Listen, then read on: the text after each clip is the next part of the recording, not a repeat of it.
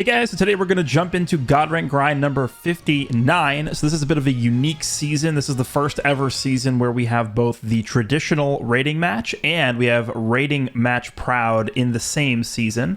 If you guys have played at all this season, you know that if we go ahead and click the rating match button, it gives us a choice of whether or not we want to do pride or standard. So what I ended up doing, I asked you guys in a previous video, would you like to see me do proud or standard? And a lot of people said they would like to see me do half and half, so that's what we did in this video. I did the first half. Actually, how long? I don't know how many. I don't know what percent is actually rating match standard and which one is proud, but I tried to do about half and half. So the first half is going to be the standard rating match, and then the second half is going to be proud. So what I'll do is I'll just put timestamps in the video, so you guys will be able to very easily see which portion of the video corresponds to the traditional rating match and which portion corresponds to the proud system. So it should be very easy to tell. But what I usually do with these God Rank Grind videos, this is the 59th God Rank Grind video, so they've all pretty much been the same, is I do commentary for the first few matches, and then I let the gameplay just go. So what I'll do for this one is I'll do a commentary for the first few matches of the standard rating match, and then I'll do commentary for the first few matches of the proud rating matches towards like halfway through the video or wherever that ends up being. So this is the team that I used for standard. I went ahead and used GT. And the reason why is because we are about to head into the 6th anniversary. The anniversary actually begins in less than 2 days from when this video is going live. And I do think there is a very solid chance that at some point during the anniversary, if I had to guess, I would say part 3, we will be getting a GT buff of some sort. I think they specifically did not give GT an Ultra during the GT celebration so that they could save the Ultra for GT to come out during the anniversary. And so I think the most likely choice is going to be some kind of GT Ultra character during part 3 of the 6th anniversary, and that will be the anchor to the celebration. But that's just me speculating. It could be Super Saiyan 4 Goku, it could be Super Saiyan 4 Gogeta. We'll have to wait and see. But I think there is going to be some sort of representation for GT during the anniversary. So we're going to go ahead and use this team. Also, I think Baby really is valuable, right? Baby, because you guys will see, you don't run into non-stop Super 17s anymore like we used to. So there really aren't that many crazy reds. I mean, Beast Gohan I actually ran into a fair amount, but I'm not really too concerned about him. But yeah, GT was pretty good. And then for the actually, we can go over to the team screen so you guys can see the equipment that I'm using. I would say that these are pretty standard equipment. I mean, we're using the co-op equips for basically all 3 for the middle slot, the GT slot here, the Super Saiyan 4 Gogeta equip. Pure offenses, base offenses, and health really strong for all 3 characters. Both the powerful opponent units are going to use the Super 17 co-op equip, which is also both pure offenses, and then we got both base defenses. Baby, we're going to use the Kid Buu co-op equip here, which of course is very good for him. And then we have the Awakened Super 17 equip for Super 17 because it was specifically made for him, and it's really good. Now for Goku, I had to make a decision in terms of team building here. Did I want to give the GT Goku a Zenkai buff, or did I want to give a Zenkai buff to Super 17 and Baby? And I ultimately chose to give a Zenkai buff to the 2 powerful opponent characters because they are going to do way more damage than GT Goku is. And I don't really think we're in a situation where GT Goku is going to be absolutely overwhelmed by many characters. The only character that really can like completely just crush him is Gohan, because of type advantage. And then also if you're fighting like a mega juiced Golden Frieza, he could definitely put him in the dirt too. But things ended up going pretty well without giving him a Zenkai buff, but you know, you can if you want to. It's just gonna end up replacing one of the 2 Zenkai buffers for Baby and Super 17. I ended up giving him a bit more of a defensive setup, but I mean, at the end of the day, the equipment on this team is very solid, so you're not really going to be if you have all the options available, you're not really going to be like scrounging around for good equips for GT. They have really good equips.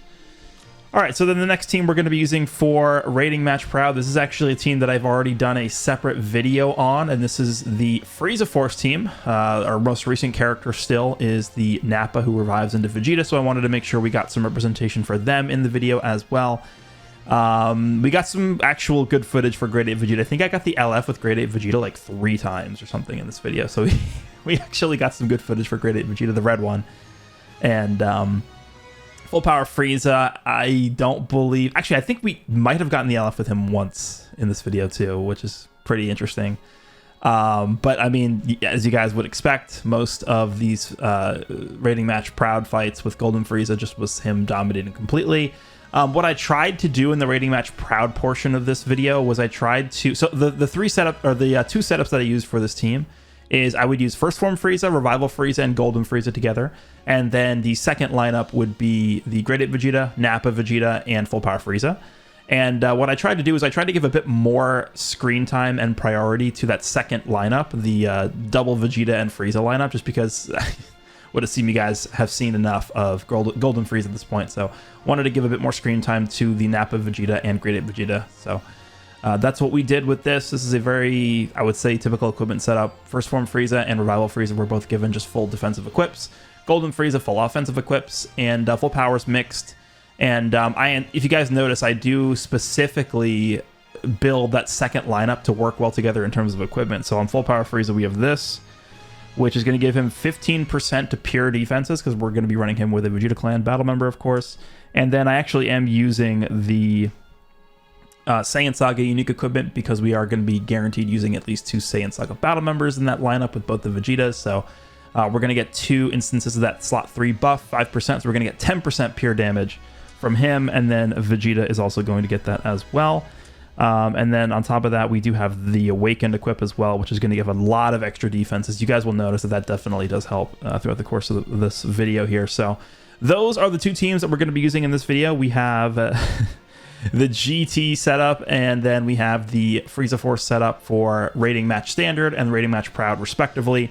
Let's go ahead and jump into these matches. Again, I will do commentary for the first few matches of Standard and the first few matches of Proud, and there will be bookmarks in the video itself to show you where the Rating Match Proud section begins. So let's go ahead and get things going.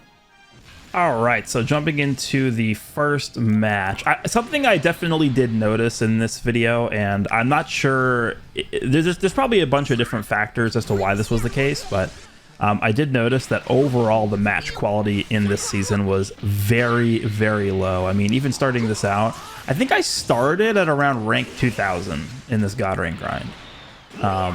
So it definitely took me, I mean, you guys will see the video is like 2 hours, so it definitely took me a bit longer than normal to get to God rank from where I was. I think there are a few reasons why. Number one, I think it's just there's probably more people playing because of the anniversary. People are, you know, sort of like grinding the game and getting ready. And then also I just think it's because it's a longer season than normal. It's not much longer. It's only like a few days longer because they wanted to at least prolong the season until the anniversary began. Because normally the season would have already ended today. Actually, no, it would have ended yesterday. Yeah, it would have ended yesterday or 2 days ago. Whenever the normal reset was this week, the season would have ended on a normal schedule. But obviously, again, they wanted to just prolong it to when the anniversary. I think it literally ends when the reveal happens, which makes sense. But the match quality, I would say overall, unfortunately, in this video is lower than normal. And I think the main reason why is just because there's probably just more people playing the game right now in anticipation of anniversary. Maybe people are coming back after not playing for a while. Maybe they are just playing more to get ready. I don't know. But there has been a significant dip in the strength of my opponents in this video. And then another factor could just be because the people that are playing are split between the standard ladder and the rating match Proud ladder. But I don't really think that's much of a factor in this video because I do both, and I would say that, you know, amongst both ladders, the quality was pretty low for both of those. So I'm not entirely sure as to why that's the case this time, but again, there's a few possible options that I just mentioned. So unfortunately, that's the case here.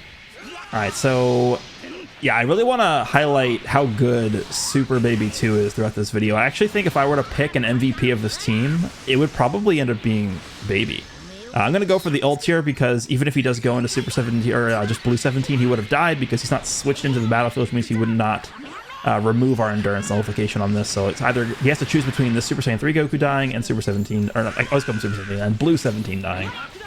And then he chooses the Red Goku, which makes sense. So I think Blue 17 is definitely a more valuable character, especially when I have this guy. But it's not going to matter because he has such low health anyway. So not really anything too crazy here. We're going to just go with the other blast card to take care of the rest of his health. And we can just tap him down. And now all we got to do is deal with Jiren, who's not really that big of a deal. I thought he was going to go for a tackle there, which is why I pressed the strike. Do we win this? I think we do. Yeah, okay. And then we go for the ult. I think it just forfeits. Yeah. I did all these matches today, so they're pretty fresh in my mind here. And now we are up against an androids team. I actually ran into a bunch of people using the tag androids. I think I've played like 2 or 3 people using the tag. It made no sense to me. The tag, I don't really understand why, but anyway, Baby's gonna do an awful lot of damage here. Unfortunately, we did not get rid of his first life. We almost did. Oh, there we did. We actually did. Yeah, the taps were enough to get him because I think we were critting. And remember, every time Baby does an arts card, he ends up stacking his damage. Okay, so there's our gauge, which means he can't really do anything. And yeah, I would say this match is over because he really can't even switch anymore. He's just dead, right? I mean, is he gonna go to blue 17 here and just die? Yeah, okay, goodbye. Because Baby already activated his endurance, so goodbye. Yeah, that's GG. There's literally nothing he can do at this point. I go to Baby here. No, I don't. Oh yeah, it makes sense just to go with this ult right now. 2 greens. Okay, yeah, that was a pretty fast one. All right, what do we got next? Another androids team. This one is a bit different. Instead of using the tag androids, he's using Hellfighter, or not Hellfighter. It's GT17. Clearly, there are a lot better characters that he could have chosen besides Purple 17. I mean, androids has some decent units. I think Purple Cell's still probably good enough to use. A lot of people opt to go for the Revival Red Cell, which I think is a better character for sure than Purple 17. But against certain teams, I think Purple 17 can be like, so for example, against Ultra Gohan, Purple 17 can actually be pretty good. But against most teams that are not using him, I would say he's a pretty dead character. So we are just going to go through the motions. You guys know how Super 17 works. You guys know how everything here works. I mean, it's actually been quite a while since I've used Super 17. I don't actually know if I ever used him after his boost. I was trying to float up there, but it's lagging. I don't think I used him after his boost expired, actually, which has been quite a while. So it definitely has been a while since I've used Super 17. So, I mean, I say that like he's tough to use. He's like probably the easiest character in the game to use or something. Like he's like skill level is like literally a 1 out of 10 skill level, I think, for this character. He's like the most brainless character or something. All right, so we're going to continue this here. We're going to go back to Super 17 because we get the full gauge guaranteed. He's going to switch, and then we start pressing all of our yellow rectangles. It's hard to charge step when there's a lot of lag. Unfortunately, we can't really make use of the solar flare right now just because blue 17 is giving the team the anti-abnormal conditions buff. You can see it on the buff bar there. That's one thing I definitely have asked for them to change for a long time, and they haven't done it yet, and that's like improve how buffs are displayed. We'll have to wait and see if whenever we get like the next update, that's something they look into, because as it stands right now, there's a lot of instances where like the only way you could even tell if a character has cover nullification active is by looking at the buff bar and seeing if that buff is active.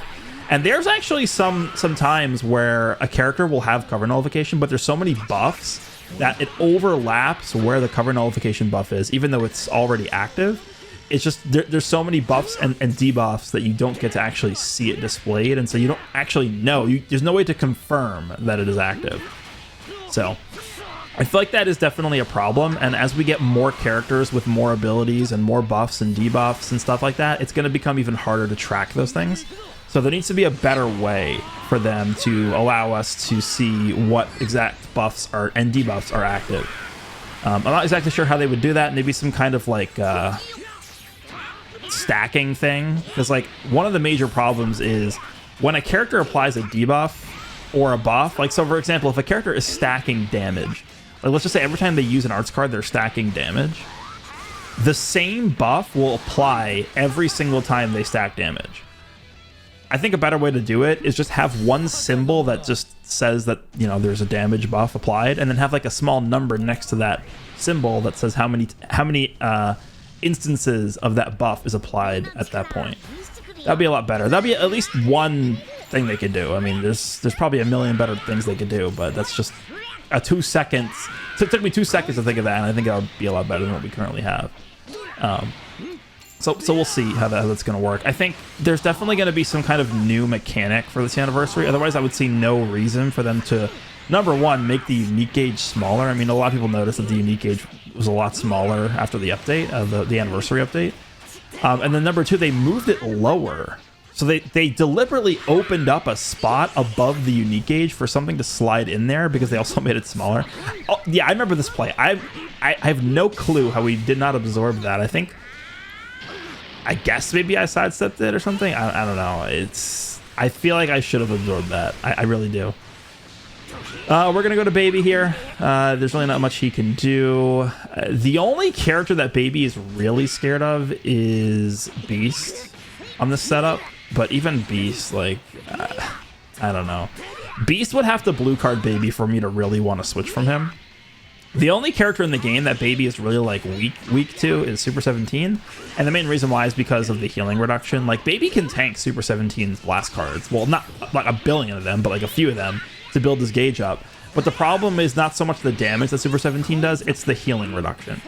The healing reduction makes Baby's gauge not as effective, and it kind of just neutralizes its effect almost. So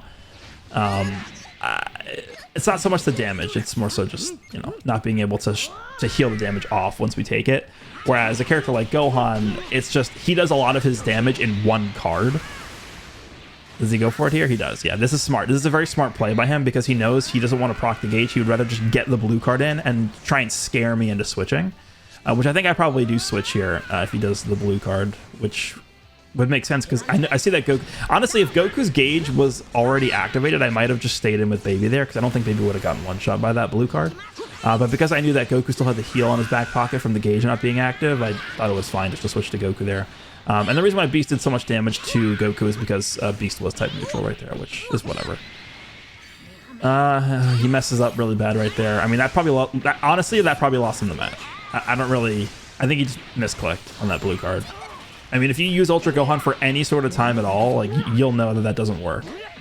So I'm just going to give him the benefit of the doubt and assume that he misclicked on that blue card. All right, so we're going to go for this. We're going to, I think, draw a green off of this because I don't think we've used another blue this match with him. Yeah. And then we're going to tackle. This is a ridiculous play that cannot be countered. Stupid. Okay, remember, every time Super 17 gets arts carded, he does heal up a portion of the damage. I go into Baby here because I know that we can end this combo pretty much guaranteed by just having the gauge built up. So he does fill it up, and now we have access to the lock-in ult if he wants to let us do that. We also have access to the Endurance Nullification blue card, which is exactly what we do here. Makes a pretty bad play there and goes for the strike cancel when knowing I have a blue in my hand, which means he's dead. So goodbye to Ultra Gohan. I don't exactly remember how this plays out. I think I should have just tapped there. I'm not really too sure why I didn't. This is a pretty bad spot, though, just because he should be able to push my Goku's first life down and then subsequently kill him with something. So at this point, I'm choosing to sack off Goku, even though we're up against two reds, and the main reason why is just because he has this low health anyway. And Baby still has his main. I don't know why. He just full screen strike there when I obviously have a rush. What is this, like 140 counts into this match? And I haven't rushed yet? Why would you risk this? And of course he guesses me. This is the exact scenario where I would get guessed. I do pop the main there. I don't know if that was the correct play. He goes for a mid-range strike too. So he guesses my rush and then goes for a mid-range strike after that. Seems good. Goes to Pan, gets clobbered. I think I just go with the blue here just to reset the gauge. And also obscure his hand so we can buy some extra time here. All we got to do is touch him one time and Super 17 is going to come in and clobber him. Yeah, okay, so here we go. Super 17 is going to come in. He's dead. I think he actually watches this LF. I think I remember this match, yeah. So we get the Super 17 LF in here. This still looks really good. I know people are definitely sick of this character at this point, but this LF does look very good, the animation. All right, so Beast is finito out of here. Hasta la vista, Beast. And we'll move on to the next one. I think I'll do one more match of commentary for the standard fights, and then I'll jump over to the Proud fights and do, like 15, 20 minutes of those commentary for those ones. We have Sun Family. This is the most common team to run into, like not even close. By far, Sun Family is the most common. And guess which character on my team is very, very effective versus Sun Family? It is Baby. Remember, Baby does give the entire team extra damage to... I actually could have green card on there. Extra damage to Saiyans, which is going to help extremely a lot against UI Goku. He goes for that, which I don't really... I mean, he lost. It's over. Oh, we don't have enough key to fill the... it's not a key issue. We don't have enough juice to fill up the unique gauge there, actually. We got unlucky because we only had strikes in our hand after that blast card. So his Gohan actually lives. That's crazy. His Gohan should be dead right now. But here's an example of Baby just being like basically like unkillable in this match. Like, what does he actually do here? What character does he use to attack Baby? It doesn't really, like, he can't really do much. Right? Like, what does he do? Super 17, yeah. His hand is terrible. I'm just going to try and pluck some of these cards out of my hand. Alright, we still have Cover Null. I'm going to go with Strikes here because I really don't think he's going to switch to Gohan, given that he has type advantage right now. I think we go to Baby, actually. Let's see. Yeah, we do. Make sense. Oh, that's a really good hand versus team. Full Blast. This is a great hand. Does he let his Indestructible go? He does. And we get him with the green. That's definitely GG. I mean, let's see two here. Okay, so like I said, we will go ahead and end the commentary for the standard fights here, and we'll go ahead and move over to the Proud section of the video. I'll do commentary for some of those matches, and from that point, we will move on. There's going to be a lot of gameplay in between this and Proud, just the rest of the fights for the standard mode here.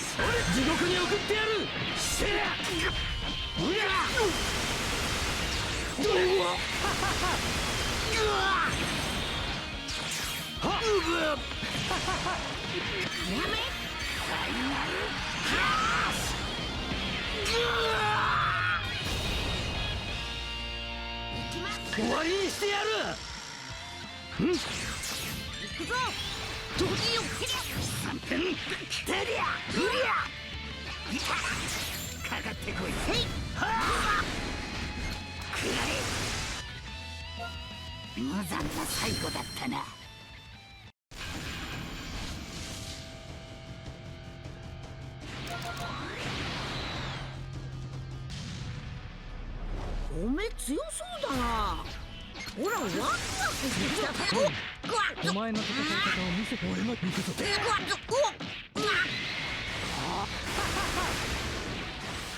でや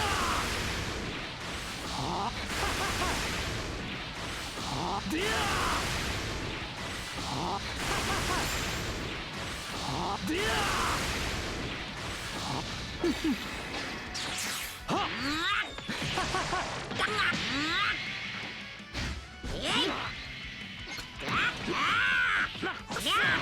来いザコども。でや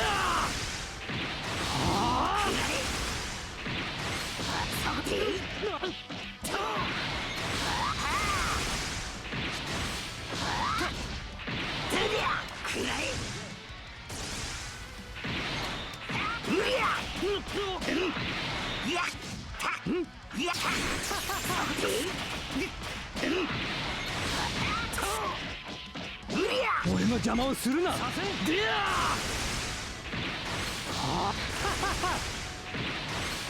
でや世話の焼ける。はっ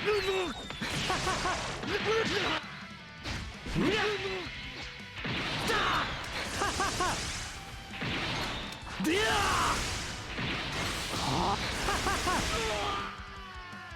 来いザコども。でや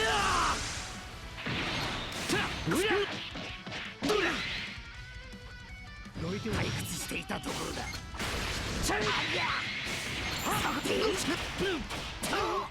う終わりだ。無残な最後だったな。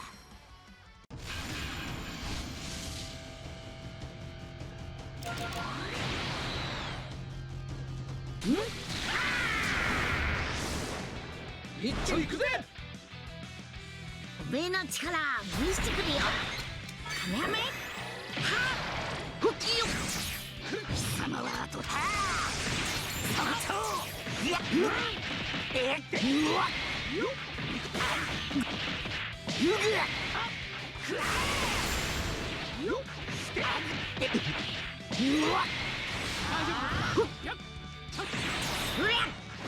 俺が守ってみせる。来いザコでや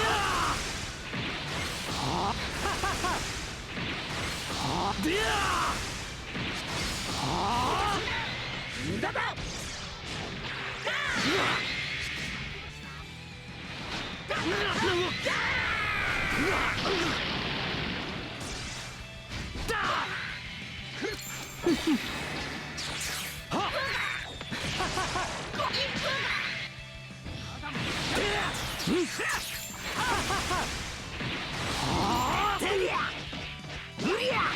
もう遊びは終わりだ。くらえ終わりだ。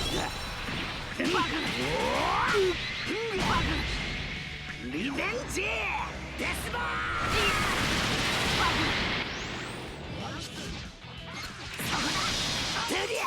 俺のスピードにはついてこられないか。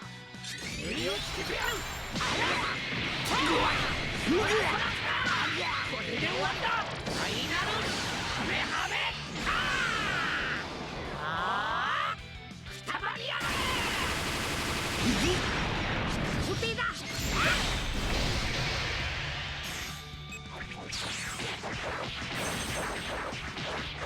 おいしょ。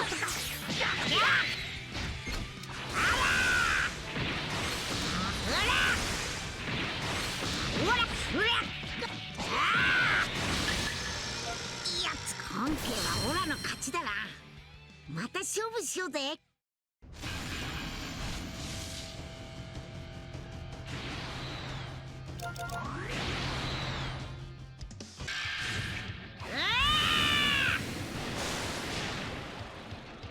おめえ強そうだな。どけ。僕が終わらせる。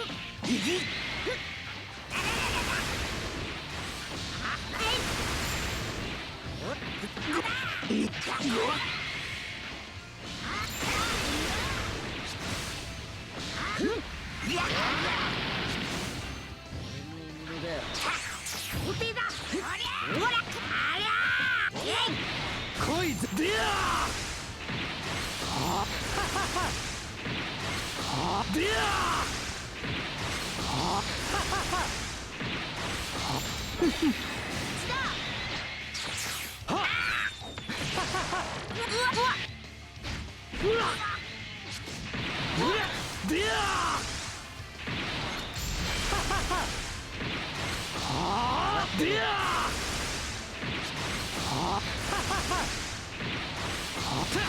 させねえぞ。退屈してかかってこい。今すぐ後悔させてやる。くらえ。終わりだ。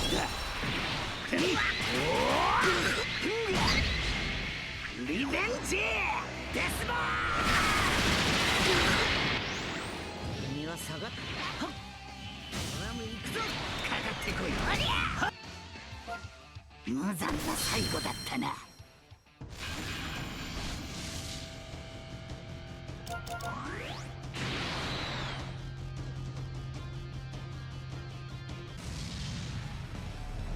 さあ思いっきしやろうぜ。貴様は後で俺がこてりゃ。安心しろ悟空。そりゃ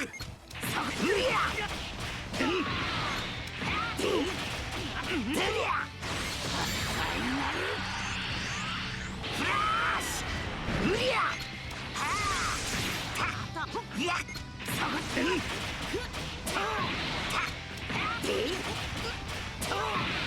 来いさあ来い。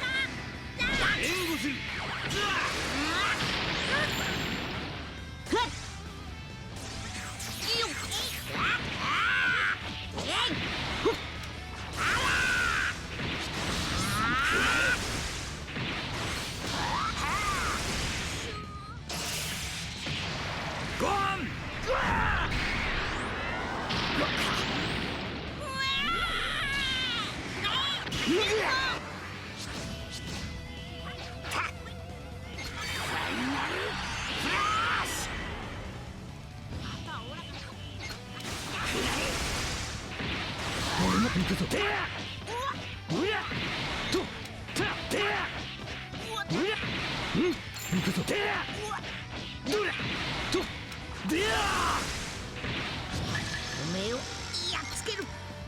全開だ。行くぞカメハメ。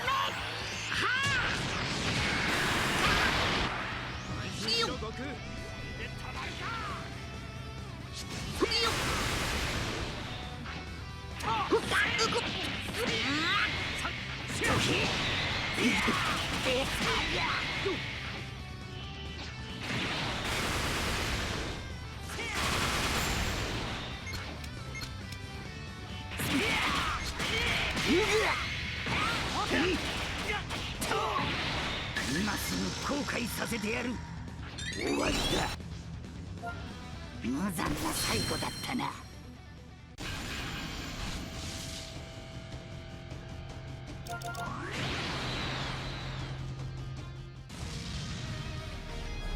さあ思いっきしやろうぜ。来いぞ。ほら俺がやる。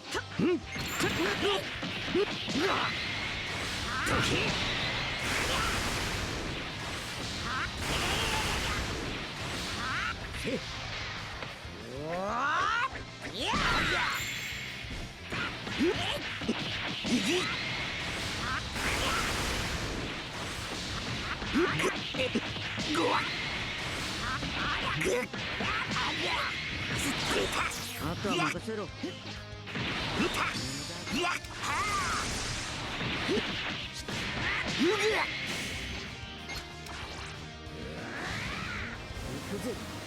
らえ。寝る。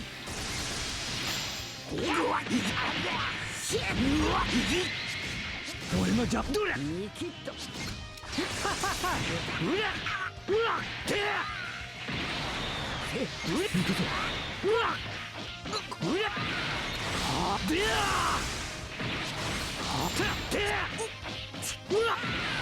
もうしばらく楽し今すぐ後悔させてやる。終わりだ。リベンジデスボール。いやテリアファイナルフラッシュ固定だ。今だ平洋拳くれ。ありゃほらおい雑魚ども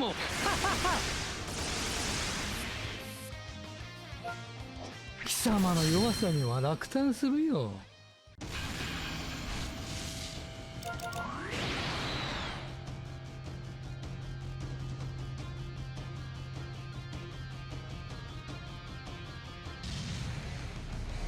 おめえ強そうだな。ほらワクワクして俺が行くぞ。うらっでや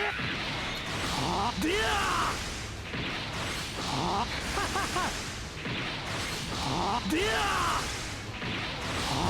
やれうりゃくらえよしきや負けるかいやいや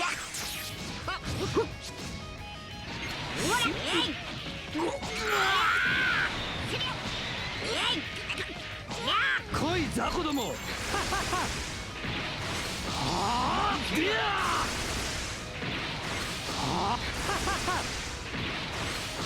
でや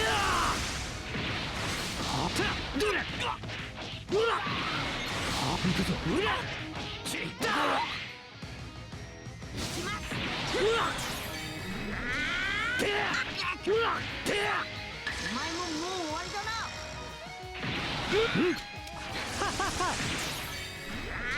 てやうらうら行くぞ。もうしばらく楽しめそうだな。はあめあ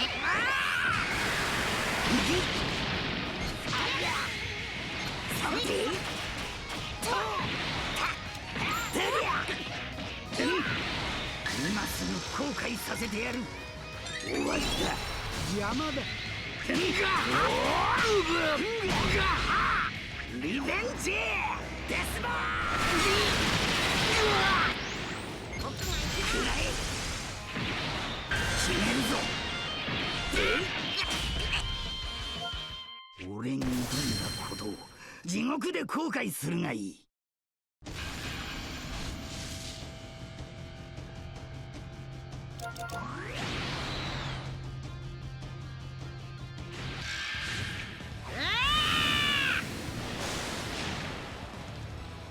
さあ思いっきしやろうぜ。カメハメはっいよ来い雑魚ども。でや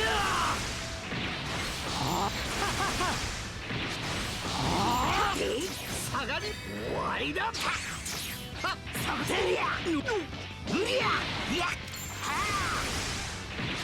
固定だ。俺いいよ今だ平洋拳や来い雑魚ども。でや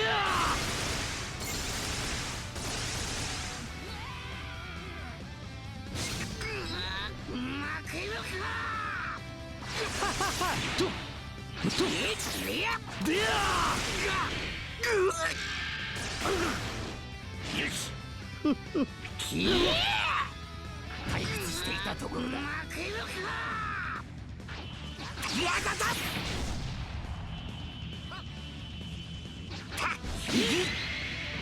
かかってこい。やっ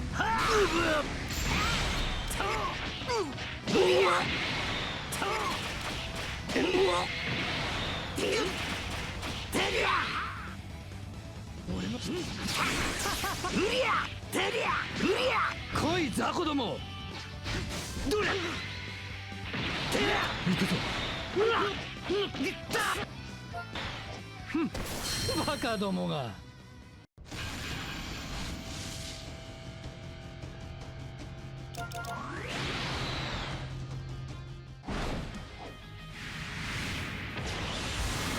着をつけっぞ。よっしゃ思いっきしやろうぜ。ほら無駄にはしね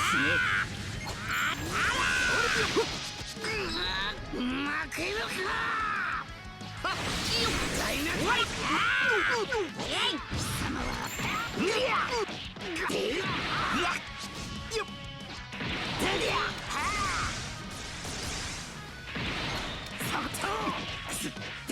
来い雑魚どったどれでや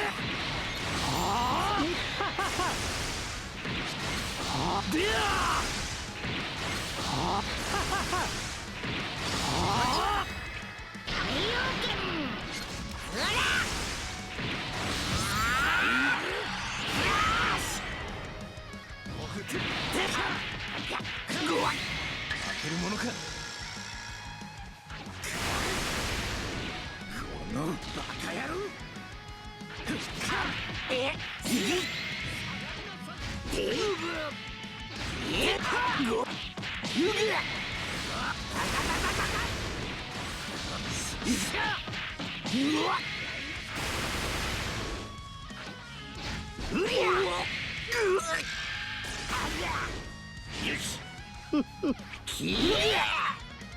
俺の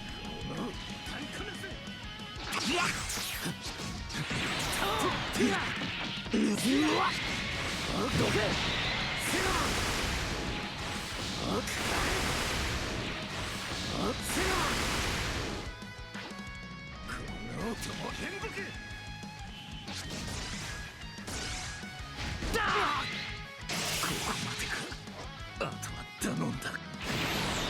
対空班敵は取ってやる。でや邪魔だ。貴様の弱さには落胆するよ。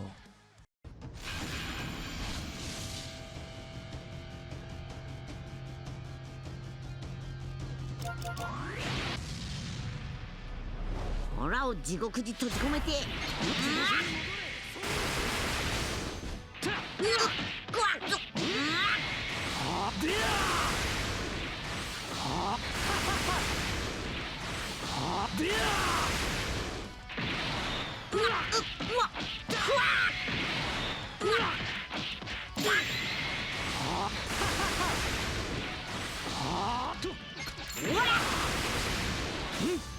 貴様は後で俺と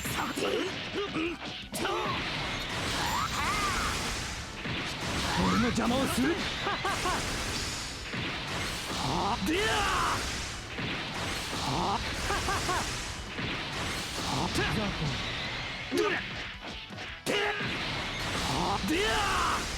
どれでや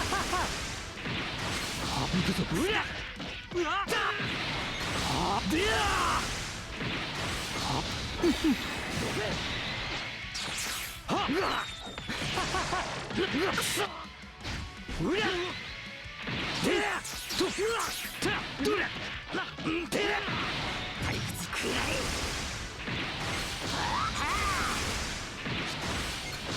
わでやここは任せろ。行くぞ。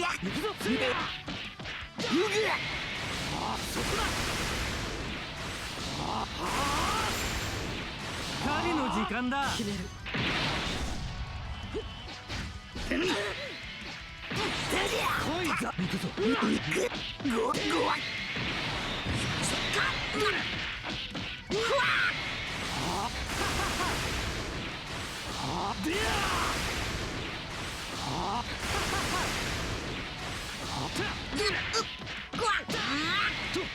でやでや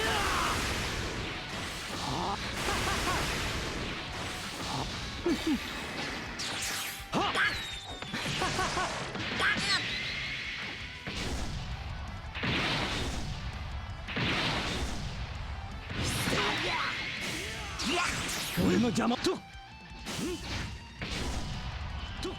れだどれ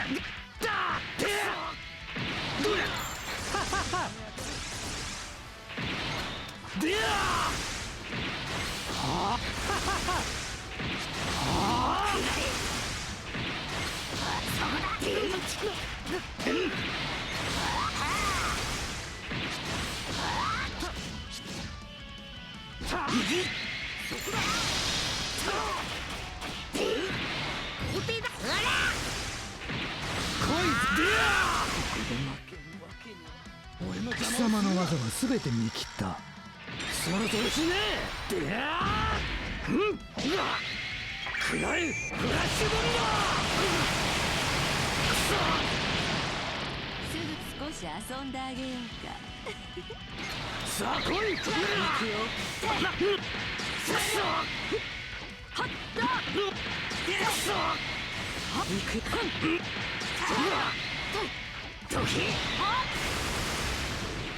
っだやれやれ。ごわせごわほらぬばカメハメハード。やるな。楽しかったぞ。よ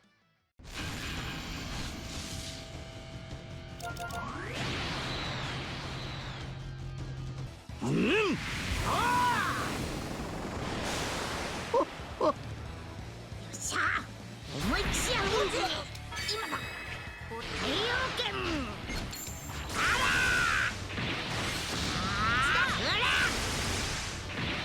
俺のじゃでや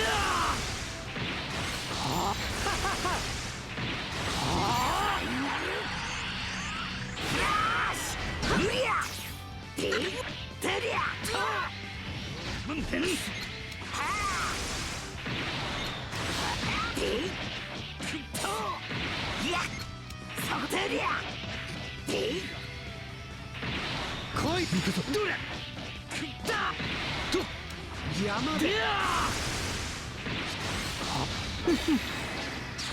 はっうぶおぶてうぶ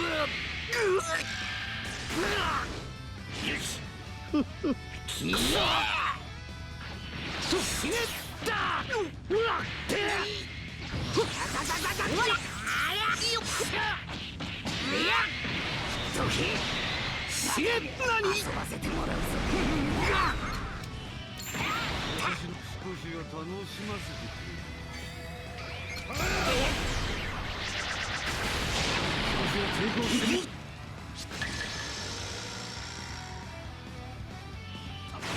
いや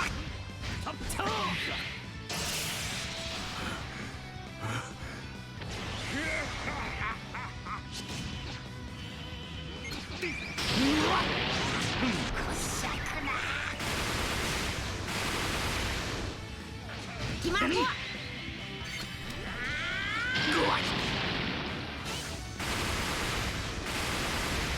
どけ。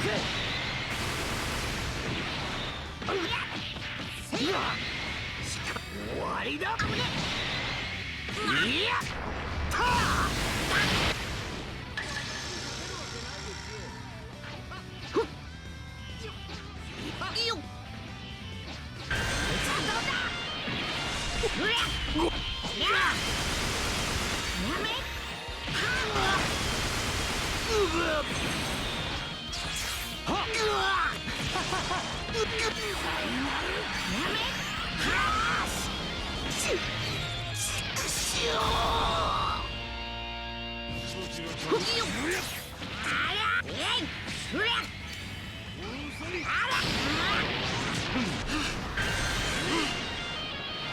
よっ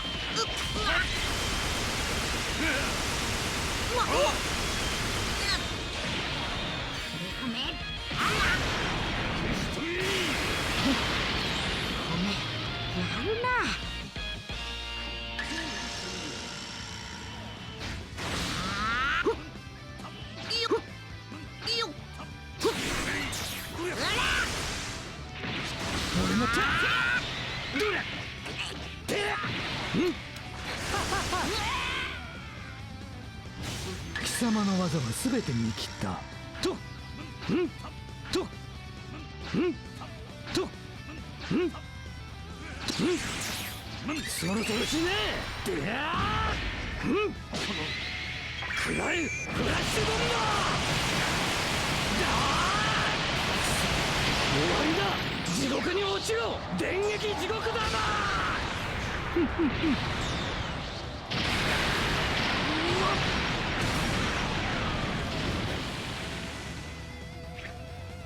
この程度とは興ざめだ。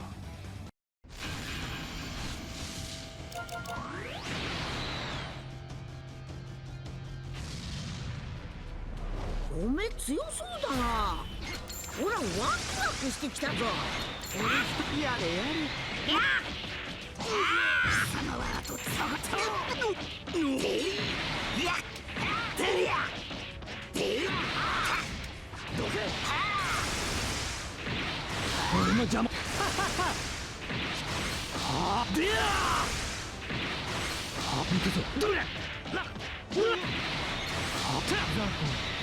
ただうわうん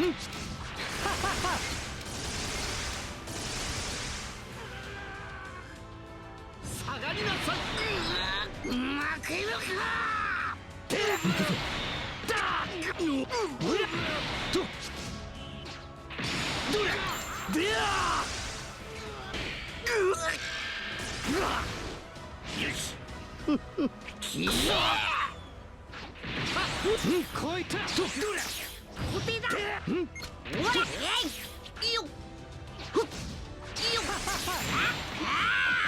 えいほら貴様は後でおやった。いや終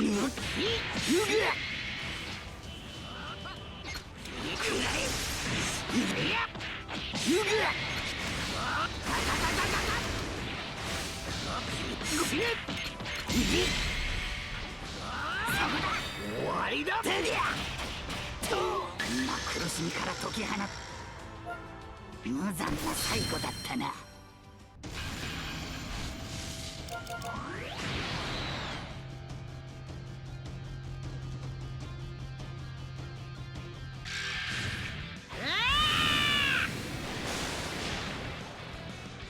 おめえ強そうだな。ほらワクワクしてきたぞ。ほらパンタンや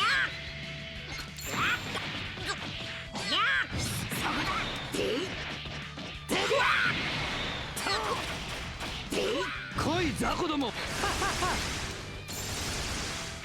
うんさあ来い。ほらさあ俺のじゃでや行くぞ。な行きますへへオラの方が強かったみてえだな。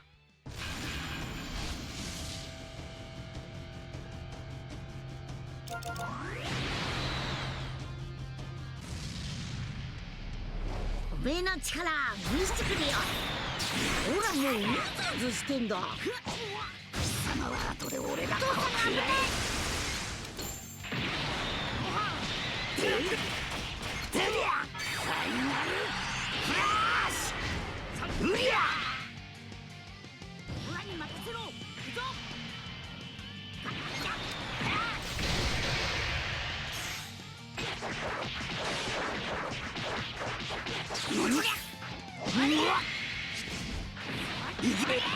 うわいやぐっありゃ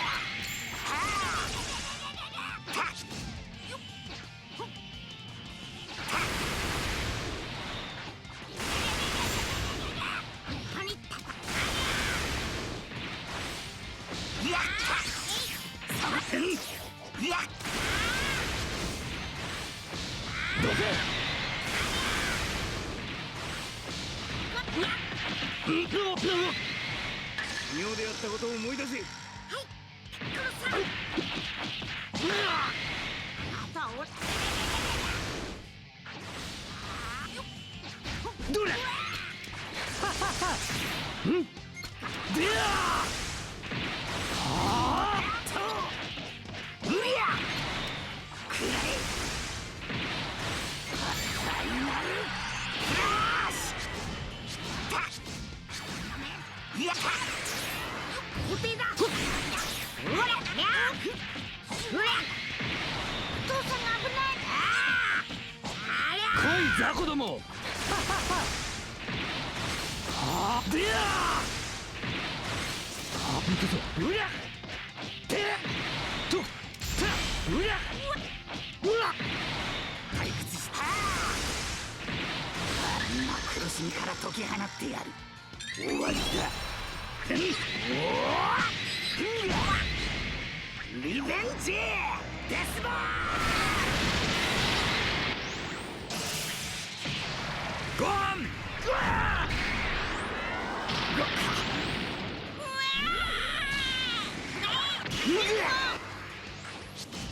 やったオラの番だよっ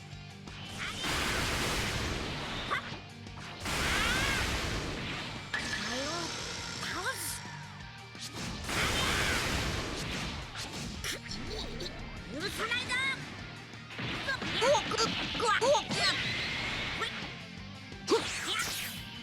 俺の邪魔をするて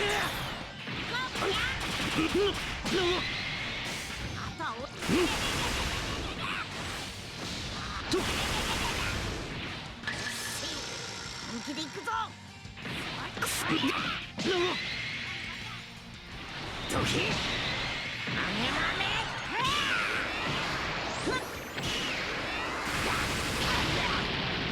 やたや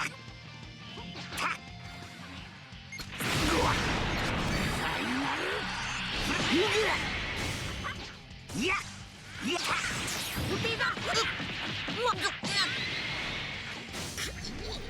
許さないぞ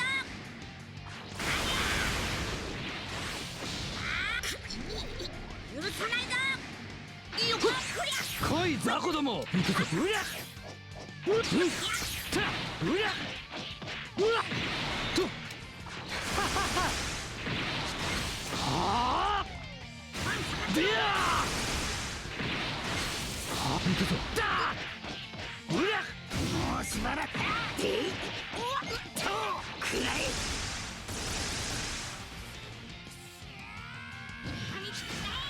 やったオラの番だよっ今回はオラの勝ちだなまた勝負しようぜ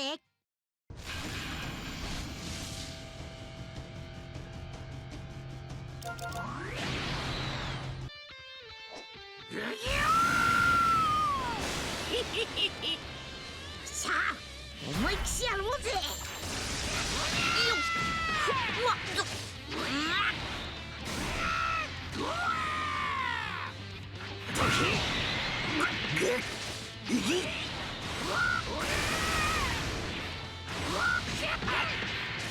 うわっ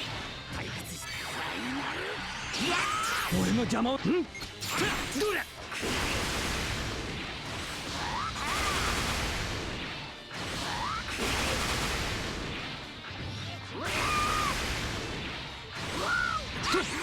もうしばらく担当やっそうで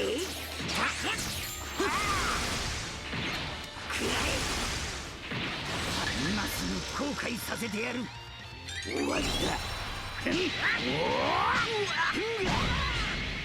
リベンジデスボー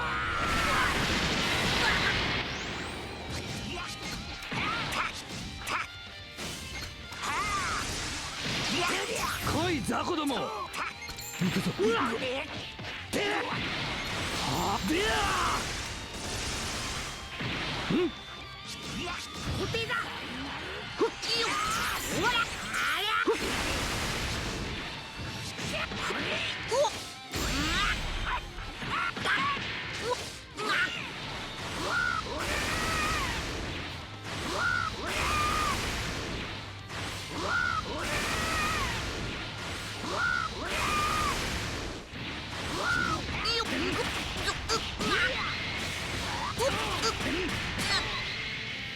俺の邪魔うりゃ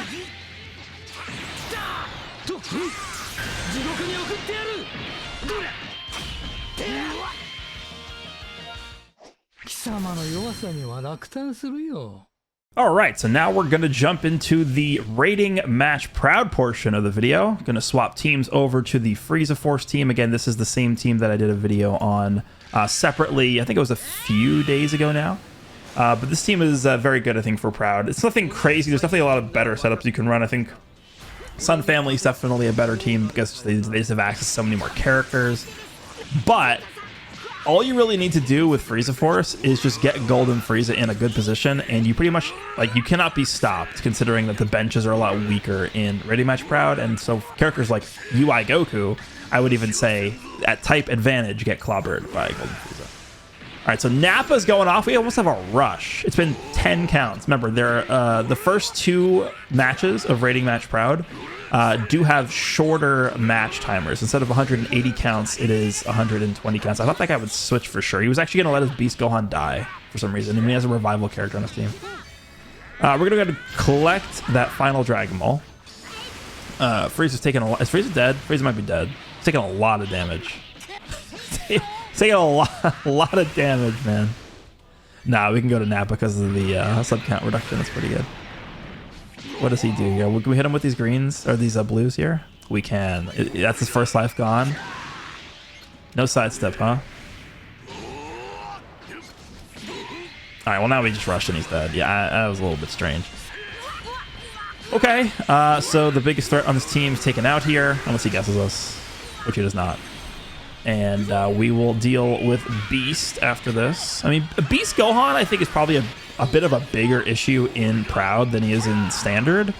Just because his blue card when he's transformed is a lot more devastating. And the main reason why is because you don't have the luxury of having multiple Zenkai buffs for each of your characters. So their defenses are not as good. But I guess you could sort of make the same argument for Beast, right? He doesn't have as many Zenkai buffers for his offenses. But I found that Beast Gohan definitely does a bit more noticeable damage in this mode. Nappa, though, is very good. Nappa actually survives that. That's crazy. A drop combo blue from Beast. That's pretty insane that he survives this. All right, so we're going to go into Nobody. Ready, Vegeta? Yeah. Kind of just like figuring out. That was a very terrible vanish. I don't even think I meant to do that. I think it's just like... I don't know. I definitely did not mean to vanish that. He chooses to rush me here, which I'm okay with because we have endurance, and then we still have a revival in our back pocket with Nappa as well. So I'm not really too worried about this. Let's see what he does. He has a revival too as well with Gohan. At this point, I think I kind of want to almost have Nappa die on purpose, just because we need the damage from that Vegeta. Okay, so he's gonna let Gohan die here. Yeah. Okay, so that's good. 53 counts remaining. I think there's a few matches that actually do go to timer just because there's just not enough time to do everything we need to do in 120 counts. There's a Dragon Ball on that card on the right. I think I tried to tap there and it like wouldn't register because there's definitely no reason for me to sit there and do nothing for that long. I think we give up Frieza here, and the reason why I give up Frieza is because number 1, Beast Gohan's red. And number 2, Vegeta still has his main ability, which we can use to kill him later. Frieza's main ability is still really good. It gives him an extra vanish gauge, but it's not going to be as useful as Vegeta's because he is type neutral. So he does PV me there. So yeah, I mean, there's a chance this guy could actually potentially win. He's getting really lucky with how many blues he's drawing. But at this point, with Vegeta out, I think people heavily underestimate how much damage this Vegeta does. This Vegeta touches you once and you're like dead, pretty much. What do we do here? The guy armor cancel him. Oh no, okay, we catch him with the strike. Yeah, look how much, what's one strike card? One blast is enough to kill him, and then I think we just press whatever we draw here. I have no vanish. No, he lets me get my vanish back for some reason, that's good. And all we gotta do is just hit him once with the blue and he's deceased. Yeah, we armor break him, or armor cancel him there. Alright, so GG Beast. I don't think he lets us see the LF. I think this guy forfeits. Yeah. Alright, do we get to do the second fight? If we do, this guy's like no chance. 14-star UI Goku, you think that matters? Do you guys think it's going to be tough dealing with this 14-star UI Goku with our purple character? It's actually so stupid. Oh, Frieza's so good. obviously this would normally be a bit of a scary matchup with a 14-star Ultra UI Goku. It's a little less scary in Proud just because he doesn't have any Zenkai buffs and stuff like that, but obviously he can still do a lot of damage. Got to be super careful with this guy, but he does go with the blast right away, which means we can just instantly get priority here. Look, that's one strike. That's stupid. Does he switch? I think I go for a blue to get one out of my hand here. Okay, half your health is gone. I'm pretty sure a raw blue kills him from this range. So I'm trying to fish for a PV to get the blue card in. Okay, he's dead, yeah. And that's game. There's literally nothing. Yeah, and I'm just like, I'm like shocked that he would not forfeit. I'm like actually shocked that he would still play. I think we get like a hit in on this guy with Frieza, and I think Frieza actually does like 2/3 of his health with one strike. Yeah, look at this. That's so dumb. Revival UI, you say? All right. So we're gonna go ahead and click the green.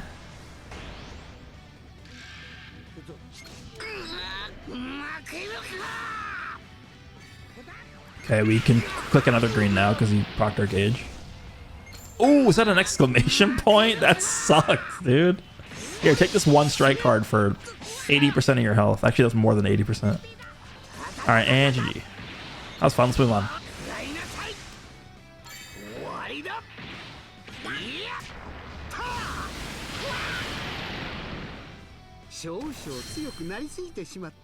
All right, so that was that. Let's move on to the next person here.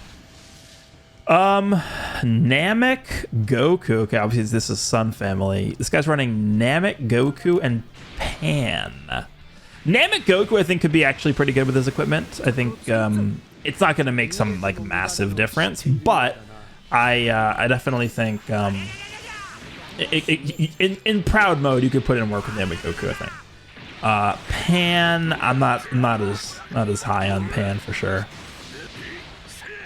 But all right, so Nappa's gonna do some damage here. I remember this one being a little laggy. East. Okay, so this guy's gonna wait after doing that every time. So now we know next time we have to wait a little bit extra long before we jump.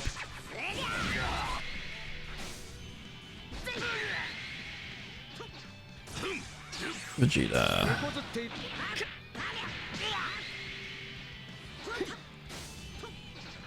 I'm trying to figure out how this guy plays. He's just jumping a lot, so I'm going to try and go for some tap attacks. Quick attack, maybe? No, another tap attack. He's going to do the thing. Yeah, that's what I just said. We're going to wait a little bit longer. Going to go to Nappa. He's probably going to go to UI right here because he was locked in for 2 counts. Now we can drop and go to Frieza because there's no way he doesn't go to UI. And we can hit him with the blue. This should actually do some good damage, I think. Yeah, that's pretty good. That's AoE damage too. If he jumps here, he's dead. Yeah, that's like that is literally the essence of what I was talking about in the beginning of this video about just the overall match quality being lower in this video. And I'm not trying to, like, you know, call this guy a bad player or anything. I'm just, you know, that's just the way it is. Good players don't just long range sidestep with UI Goku. Right? The gauge is there for a reason. You don't just sidestep at long range with him constantly, especially at low health when you can just die to a quick attack. So he hits me with the ult for like seemingly zero reason, and all we do is heal it up, or heal it off, and I'm gonna drop here into the green. Goes into Beast, and we can just kill him with the ult here. So yeah, this one's pretty much over.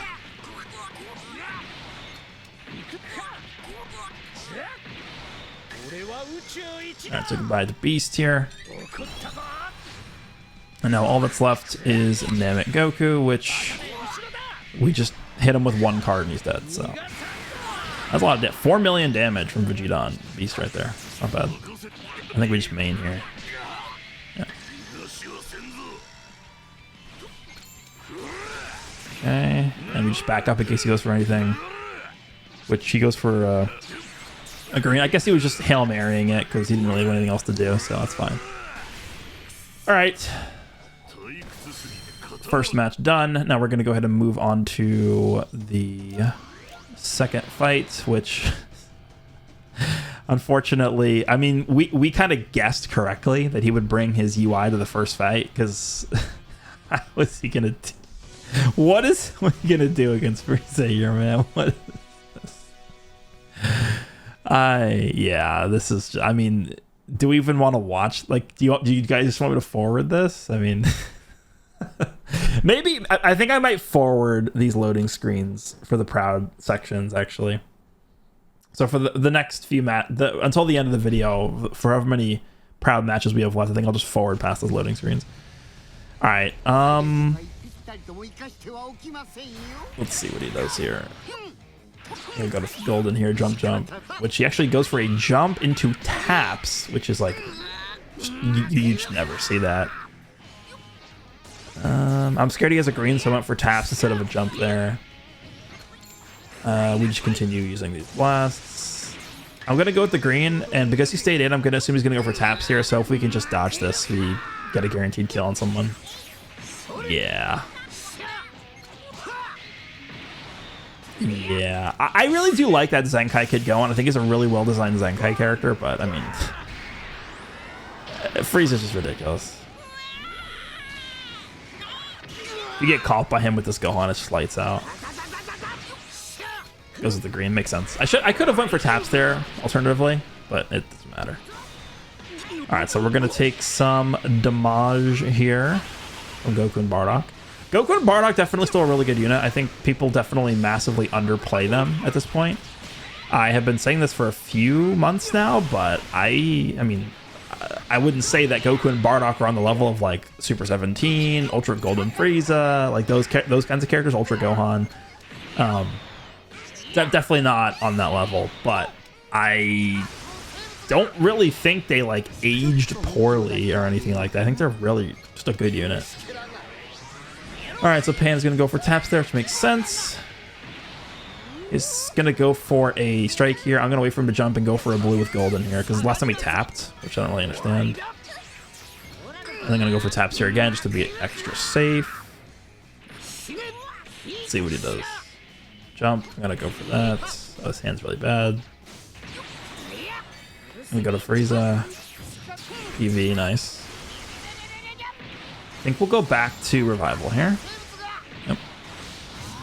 We'll do a little bit more damage, and we already used the Vanish with first form, so I want to cycle him his switch timers down so we can get him back in. I drop here because there's no reason to let his Goku and Bardock die, because his Goku and Bardock are his only character that does any damage. So if he loses his Goku and Bardock, he actually loses the match instantly. All right, so we PV him there. I think I just go for the blue. There's nothing he can do about this. Someone's dead guaranteed. All right, so Panda's gone.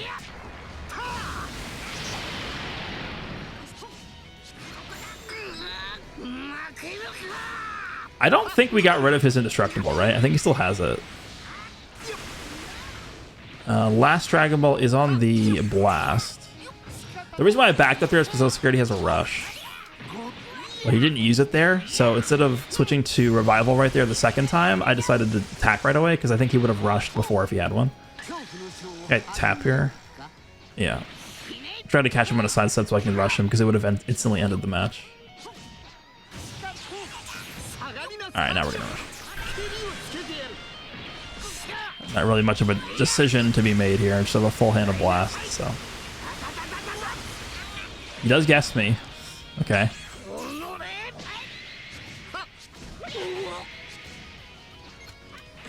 Do I just quick attack this guy? Does he? I'm actually kind of curious. Would he die to a single quick attack from this range? I think it's possible. He probably would have taken 50% of his health from a quick attack from Golden Frieza. It's so stupid. I mean, this guy's just dead to a quick attack, right? I think taps would kill him actually, right from this range. That is ridiculous. All right, so we'll move on to the next person. Looks like it is. I don't know. I actually don't know what this. I have no idea what this is. I don't know. Does anybody know what this is? It's a mystery team. We're up against Team Mystery. I just don't know. I don't know what it is. It's using a lot of ultras together on the same team. We have a green card with Vegeta, so we can just get him with this. I mean, I was gonna say he's gonna have to go to VB because I would have just went to Nappa and blue carded Rose and he would have just been dead. I think we go with the blue card with Vegeta just to get the sub count reduction in before he switches out. Remember, whenever Vegeta uses his blue card, he gets -5 to his own sub count. So he can come back in very quickly. Surprised he would go with that. All right, we can just go back into Vegeta here and tap him, and VB's dead. So goodbye to you. UI goes into Rose. Okay. I accidentally canceled my sides up there because I didn't think he just launched that. Go to Nappa, and he goes for that, and you're dead. Goodbye. All right, we're gonna main here. I don't believe Frieza has enough power to kill, considering we can't even use the blue card. I could have main ability there just to get enough ki to use the blue card, but I don't. It might have killed. It might have, but I wasn't confident, so I didn't want to waste the main there. I don't think Frieza will die to whatever this guy's going to do. For some reason, he really doesn't want to use the ultimate, which is really good for us because he would have killed probably with the ult. Would he have? I don't know. Nah, he probably wouldn't have, actually. I still would have used it if I was him, though, because it gets him his full gauge back. So I don't really know. He decides not to use it at all. Interesting. I think I'm trying to get... I think we actually do get the LF with full power against this guy. I think I remember this fight. He's still refusing to use the ult for some reason. I'm gonna jump here. No, I go for the strike there, actually. Never mind. All right, so now we can just go with this, and 2 million health on UI. He was like kind of close to full health, and we actually do end up getting the LF with full power freeze. This is a very rare LF to see these days, so I was glad that we got this in the video. So full power Frieza is going to LF Ultra UI Goku. It's not, again, not a very common occurrence. So we'll get rid of this guy. I think this guy does not opt to go into the second fight, so we're going to move on to the next person here. This guy is running just a bunch of... Okay, so it's Sun Family, but he just threw Golden Frieza on the team. Yeah, I don't know about that. Golden Frieza is insane, but I don't know about that. I don't know about just, you know, throwing him on any team. Like, he's just there. He's just there on the team. Like, I don't... Full screen strike immediately. Okay. Yeah, I knew he was gonna switch, so I just went with strike instead. Do I drop here? I do. Yeah, he goes to Frieza. Oh my god, yeah, that's why you don't want to put Frieza on this team. Look at that. He has like no Z abilities. Okay. This is your decision to do this. This is rating match proud. You have to use all 6 characters. Yeah, so. I didn't think he'd size it there, so I went with the green, thinking maybe he'd go with a strike or something. I'm gonna make him use his lock-in because I saw that damage and I really didn't think he'd kill. So he goes for a green, and yeah. Again, I will make the same comment. The opponent quality is fairly low in this video. I have no control over who I get matched up with. Okay, yeah, just obliterated Frieza. I don't know. Another full range strike there. Jump works here. We'll see. We'll see what happens during Anniversary if matches are still of this quality or not. But yeah, I don't know. This is God rank, guys. This is the match quality of God rank somehow. He does go right away with UI. We already did make him use his lock-in, so we don't really need to like stay in with this guy. But I don't. At this point, I don't really. There's literally no way we lose this. All right, so keep in mind this is a type neutral ult with UI because he does have a dead ally. So this is gonna hit, you know, decently hard. But Vegeta does have the extra defense against blues and ults, so it's, you know, it's a pretty good tank job, I would say, by him. He transforms with Beast at full screen, so we're just going to go into Nappa here. I don't really care if Nappa dies, just because second life. We'll see what he does here. What does he do? Alright, so we hit him with that. I'm actually pretty surprised that Nappa does not kill him right there with that blue card. I was expecting Nappa to kill. So the fact that he didn't kill is pretty interesting.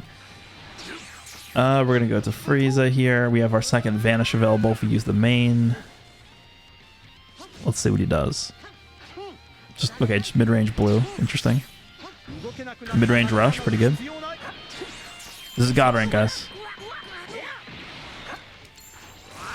Alright, so Beast taken care of. We're gonna go to Nappa. Mid-range blue again. And we're just gonna rush.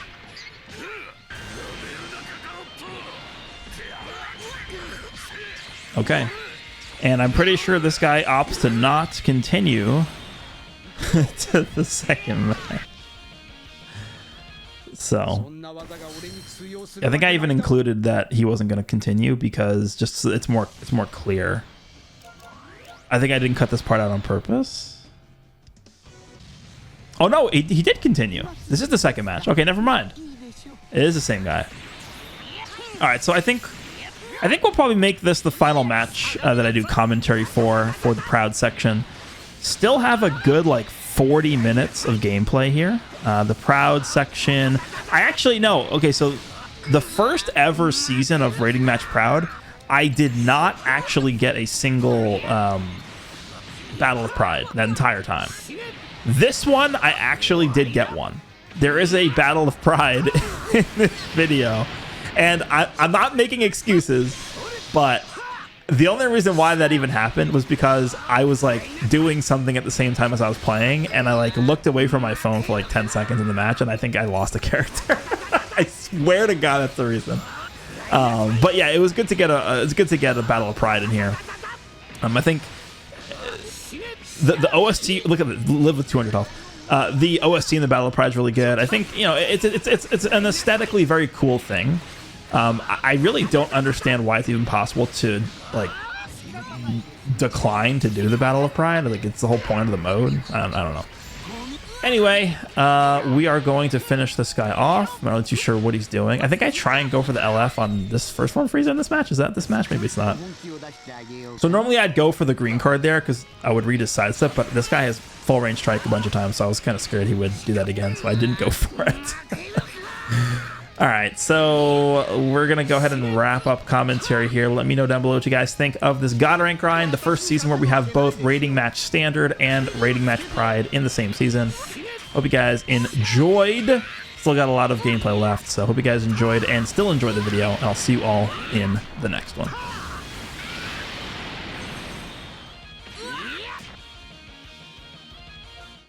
つい力を入れすぎてしまいました。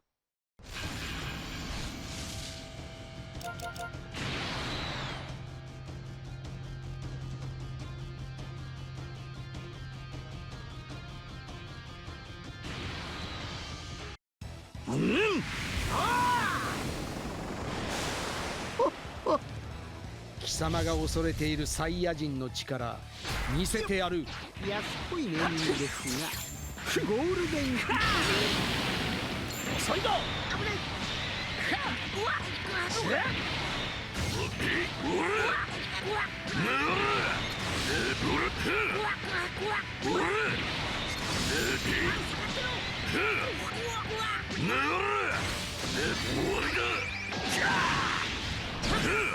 下がり。もうじき楽にしてやるぜ。よっ。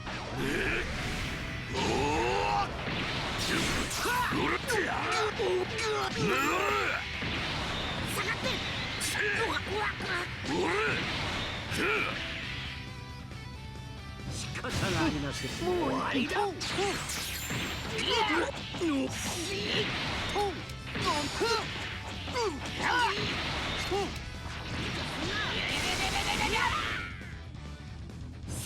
さあ、落ち。終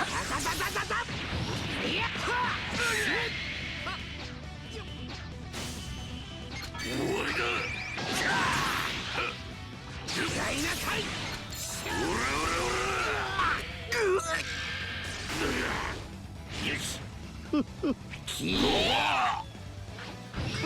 もう息が切れたのか。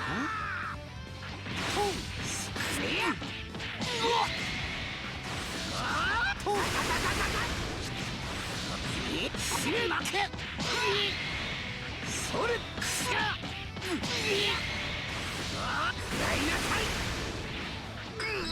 負けるか。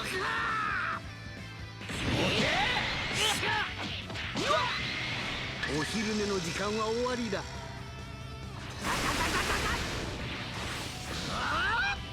ここまでです。いや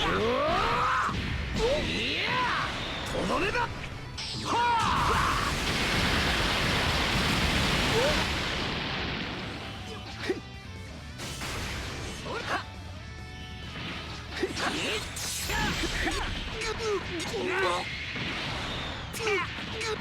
くそったれ怒ったぞ。バカめ後ろだ。はじけて戻れ。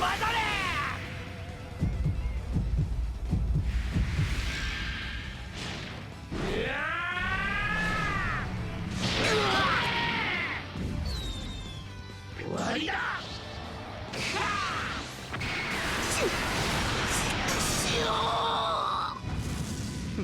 もろいやつだ。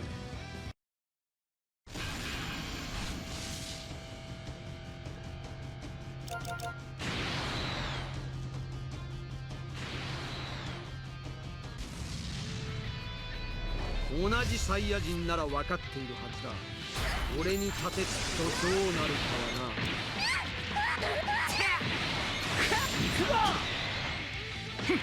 そんなものか。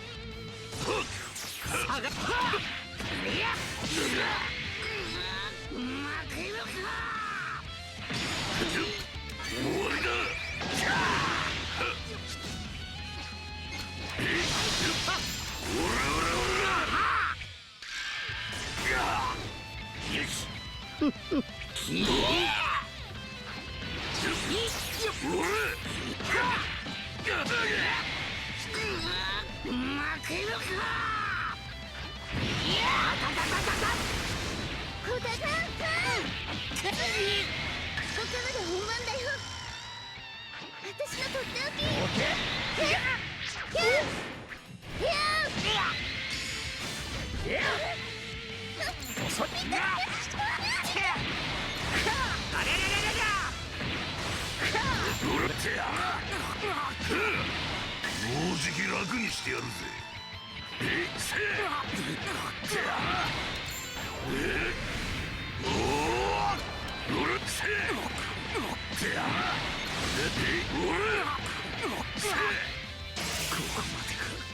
あとは頼んだ。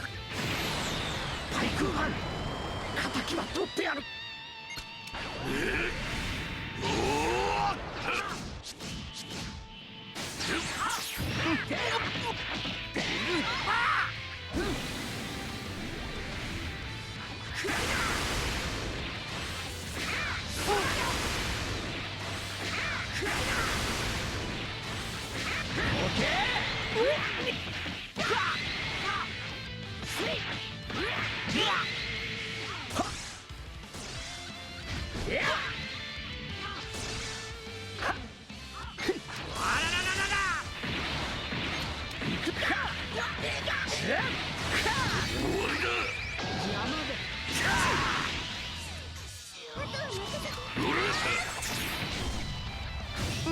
もう息が切れたのか。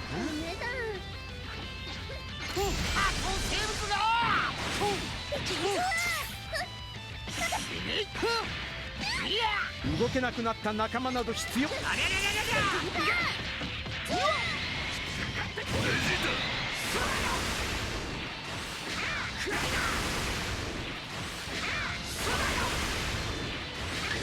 様を倒すものだ。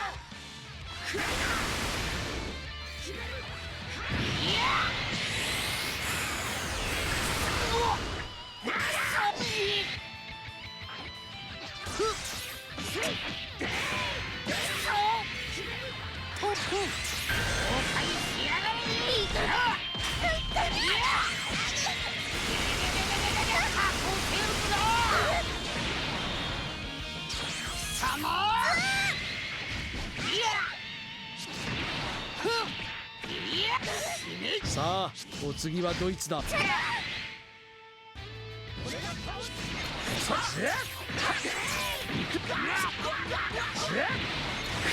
い。そんな技が俺に通用するわけないだろう。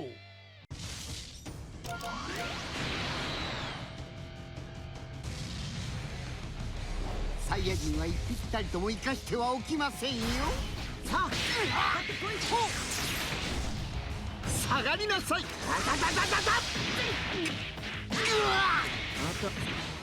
させねえ。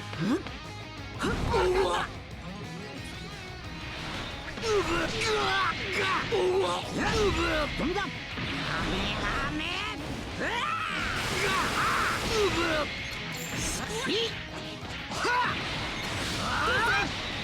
こんなもの負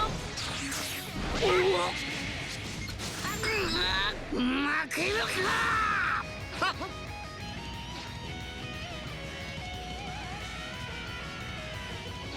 死ね。食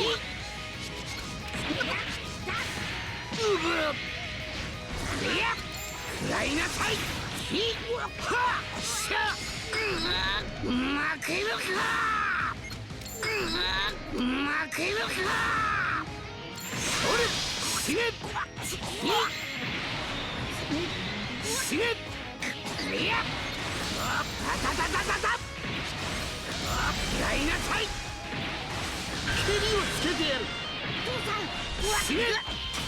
いやたたたたたた。くそ。ちょっと本気を出してあげようかな。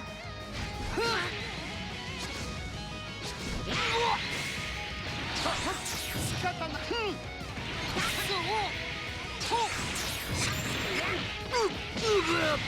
オラがやる。負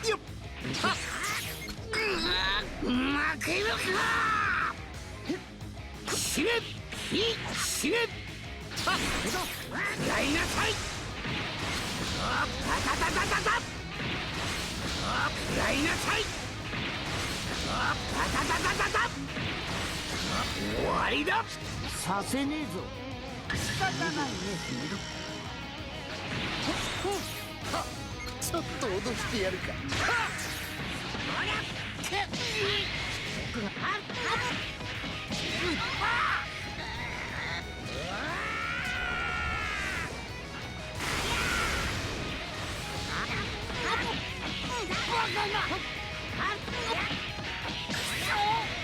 覚悟しろ。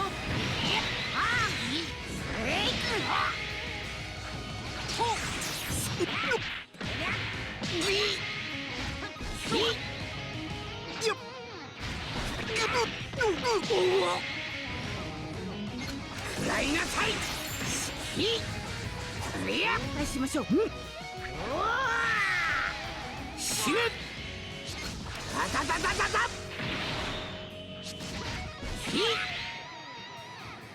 任せろ。食らいなさい。何をしようが無駄だ。終わりだ。覚悟しろ。いやったー。オラがやる。よっナイス。つい力を入れすぎてしまいました。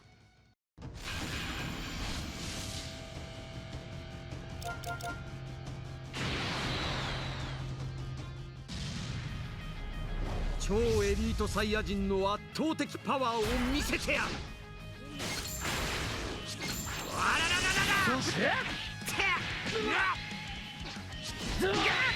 そこだ、行くぞ。くらえ。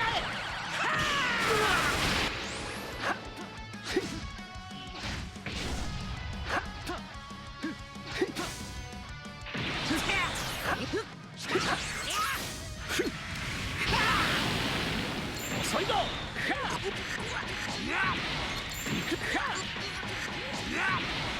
任せて。オラ終わりだ。変われ。敗北を味わうことになるでしょう。逃がしはせんぞ。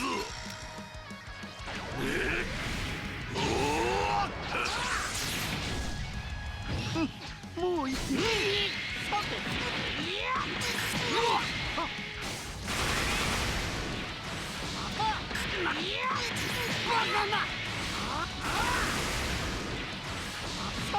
任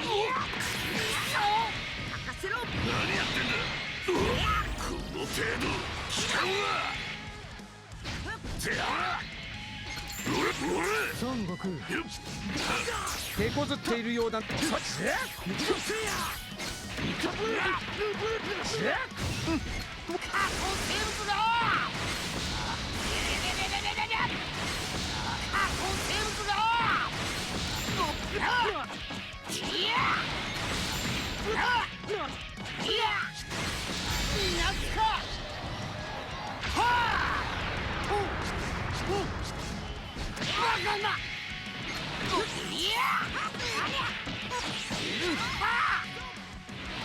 ってんだ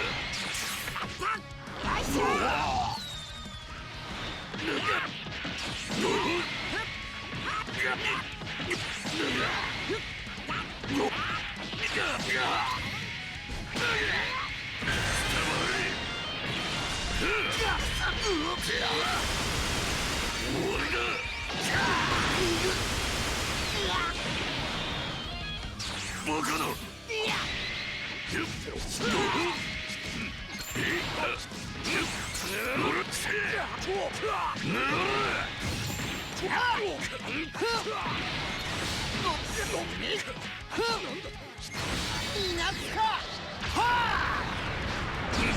ここは任せ俺の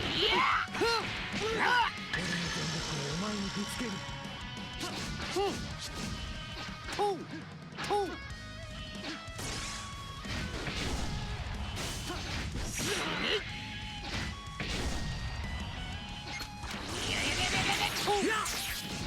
俺が負けるか。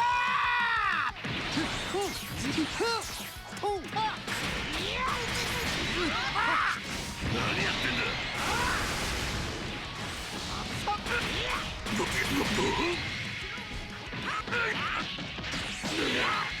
嘘だろすまねえそうだよ。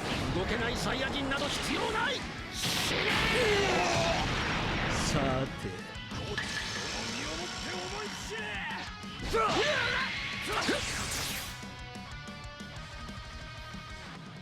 それが限界だとしたらとんだ期待外れだぜ。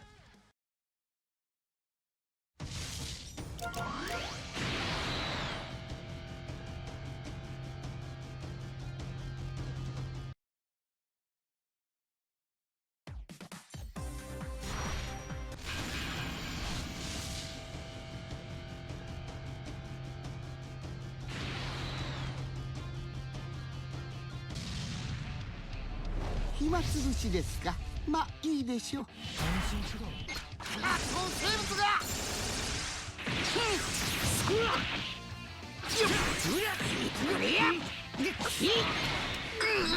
負けるか。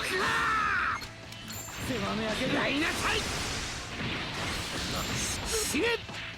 いやたたたたたたよっ死ね。やりなさい。負けるか。いやたたたたたたやりなさい。いや死ね。たたたたたたいややりなさい。よっよったたたたたたこれならどうだ。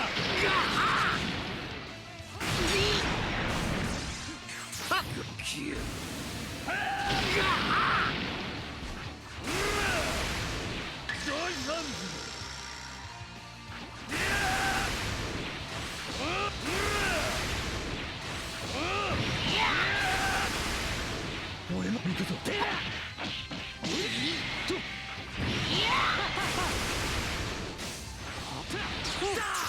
虫けらがちょっと本気を出してあげようかな。負けるか。よっ負けるか。よっ死ねっしゃ。手伝ってやるか。よっ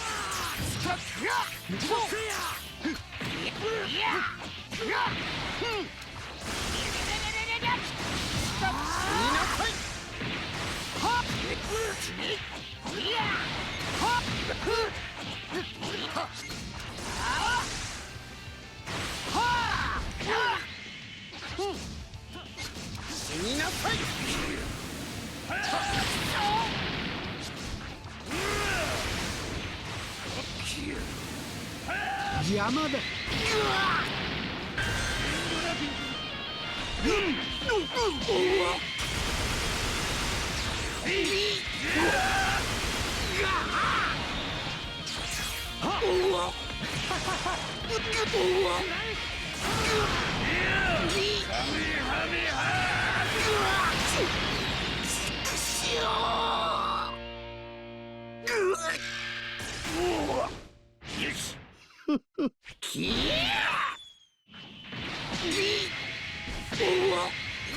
終わりだ。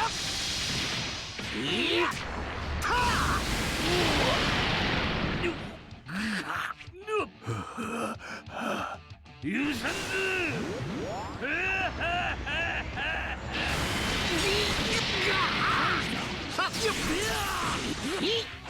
死ね。負けるか。こっちだ。食らいなさい。たたたたたた。食らいなさい。たたたたたた。粉々にして差し上げます。蹴りをつけてやる。死ね。いやたいやたいやた虫けらがやろう。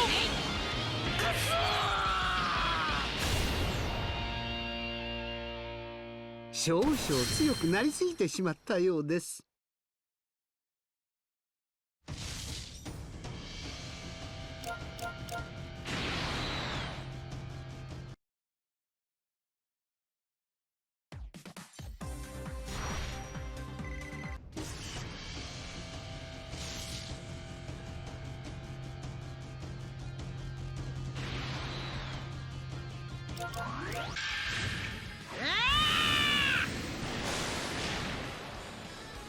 サイヤ人は一匹たりとも生かしてはおきませんよ。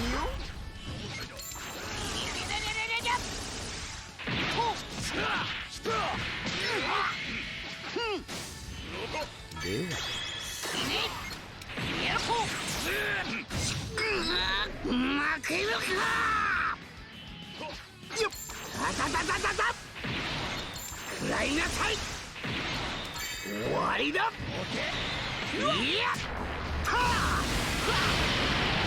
しゃ死ね。たたたたたた。仕方な。ちょっと本気を出してあげようかな。ちょっと脅してやるか。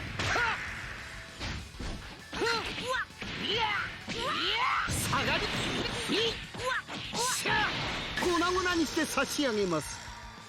ここまでです。とどめだ。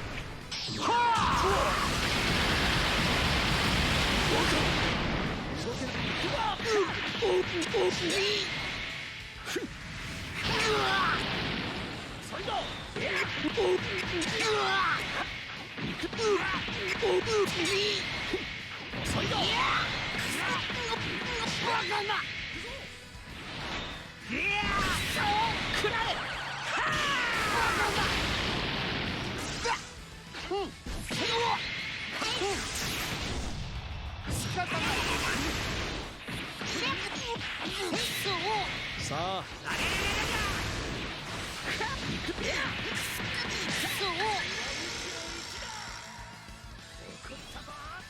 やれやれ。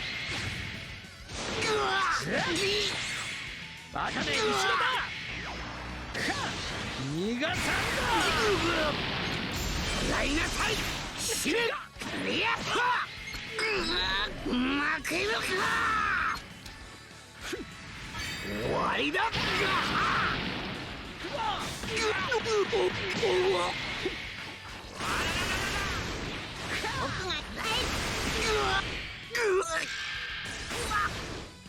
しきれ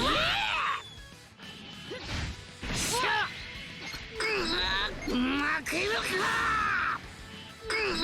負けるかこれで終わりだ死ねタタタタタタやりなさいいやった虫けらがやろうそんな動けなくなったよっスカッフンゴッとそいついや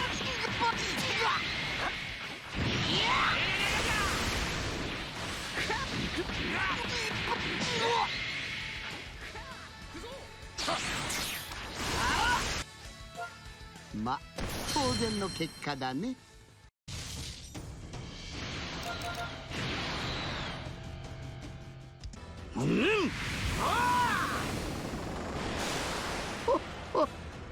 貴様が恐れているサイヤ人の力見せてやるよただ家が変わっただけではありません。来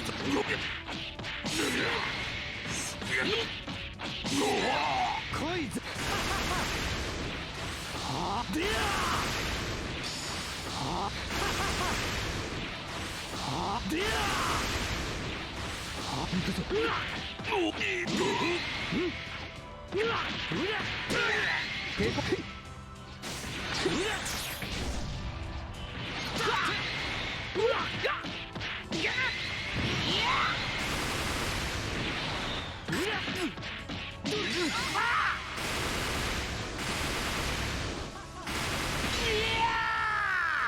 さあ、おつくやれやれ行くぞくらえなさいいや死ね負けるかこれからが本領発揮の時だ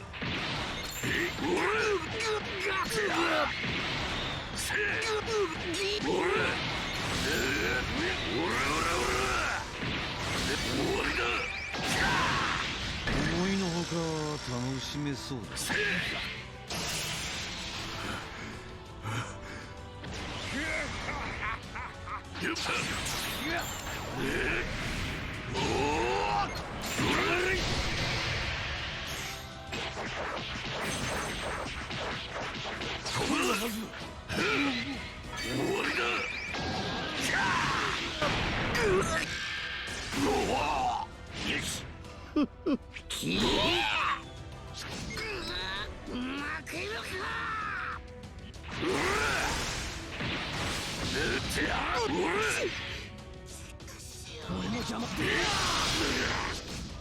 嘘だろすまねえそら動けないサイヤ人など必要ない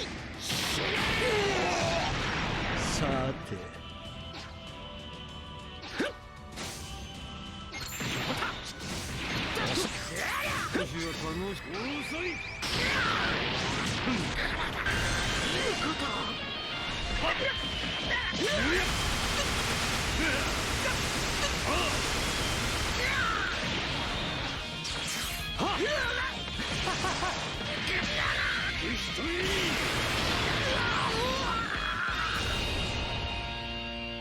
動けなくなった仲間など必要ない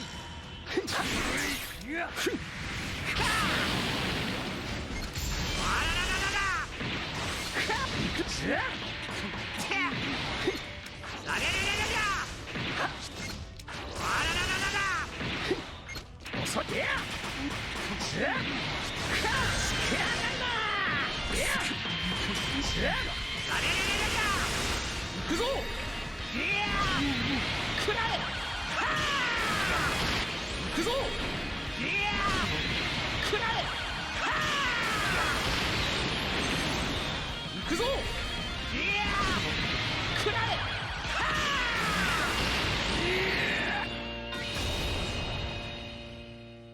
そっから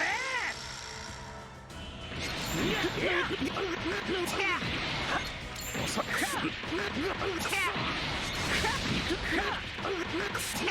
怒ったぞバカで後ろだ弾けて曲がれ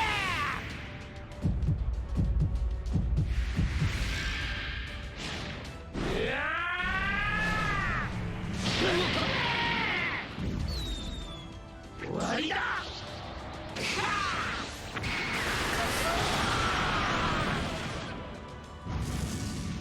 脆いやつだね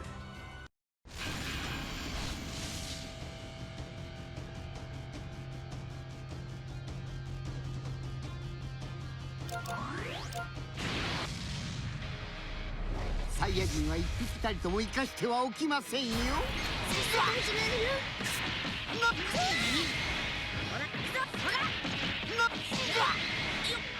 やれやれ。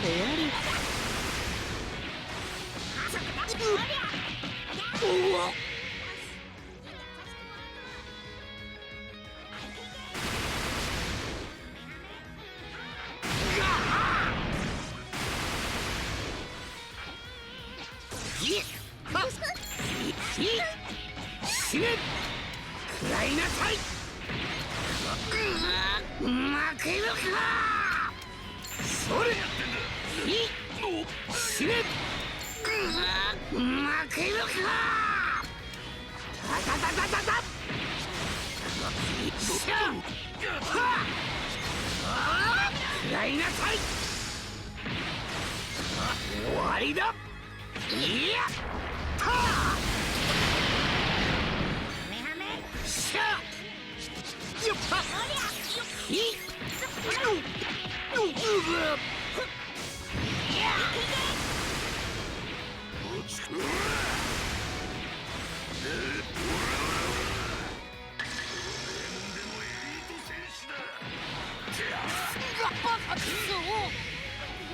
かかったねダメだ好き勝手させない私のとっておきバカな負けるかいや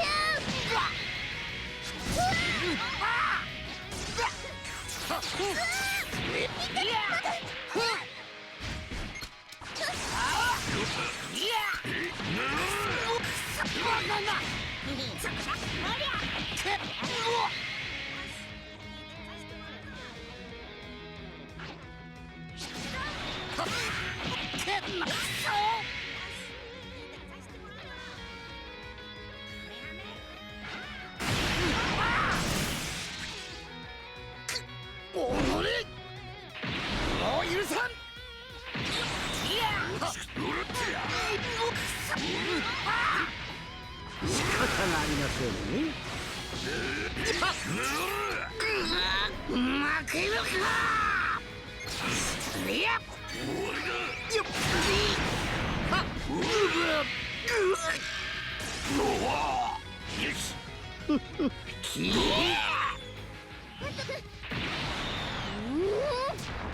ダメだタタタタタタ食らいなさいよっよっすぐに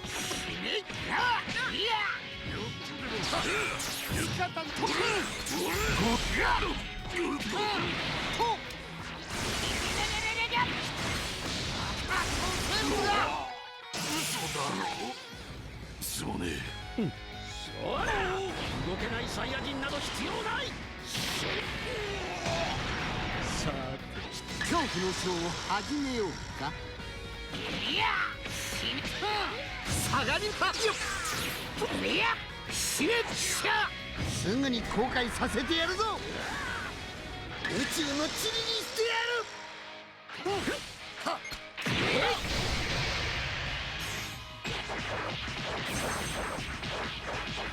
まるで大丈夫か死ねはあいや死ね死ねよし抜き出させてもらうぞ死ね。しゃい粉々にして差し上げます。圧倒的パワーをよっ食らいなさい。ここまでです。いやとどめだ。はあ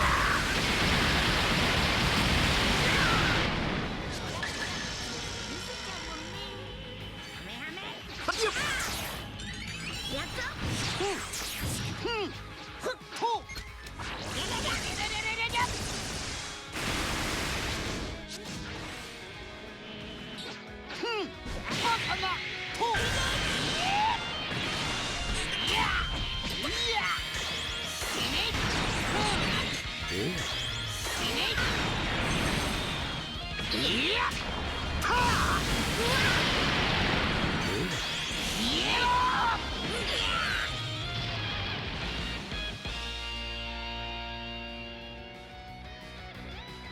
所詮私の敵ではないのです。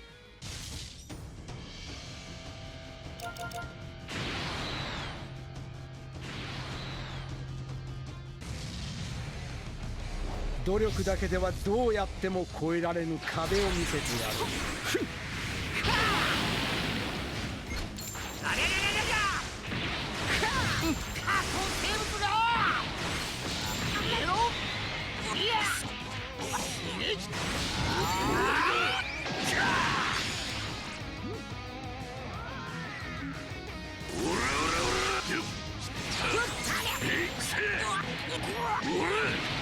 これからが本領発揮の時だ。やれやれ。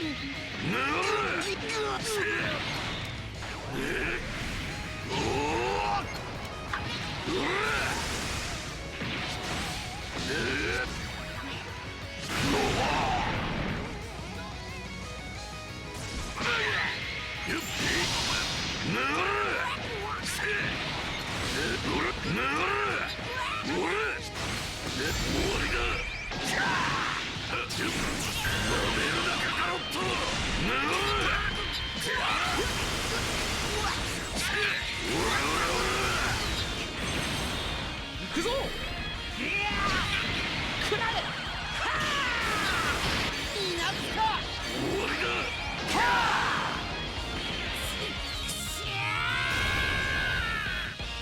変わります。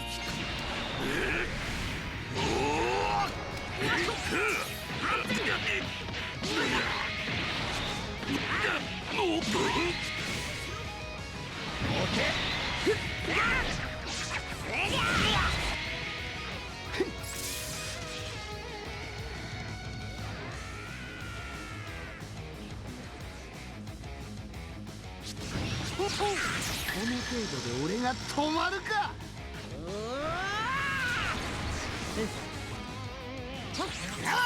負けられない。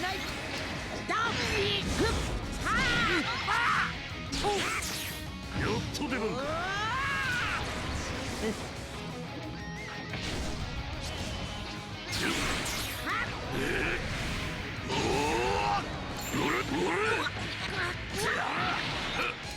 邪魔だ。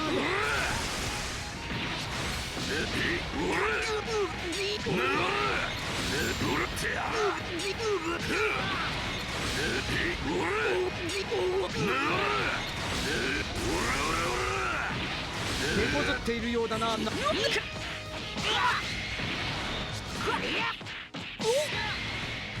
けられない。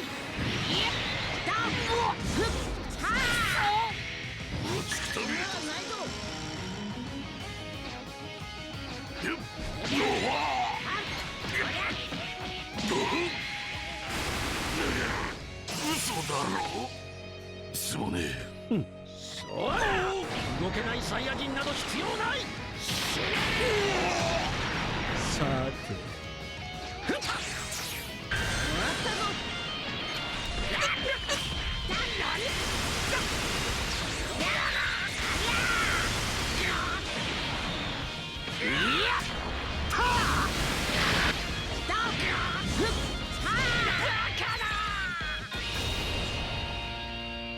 動けなくなった仲間の。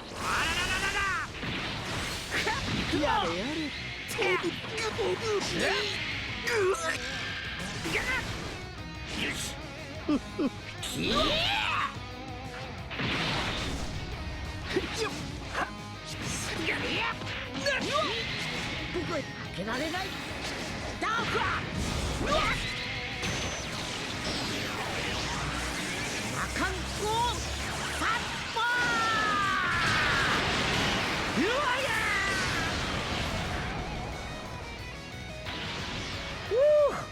ーへへパパすごいまだまだ鈍っちゃいないぞ。さ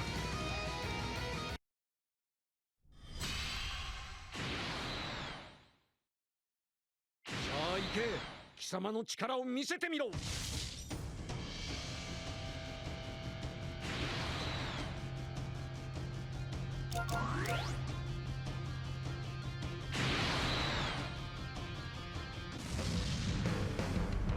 サイヤ人は一匹たりとも生かしてはおきませんよ。とかかったね。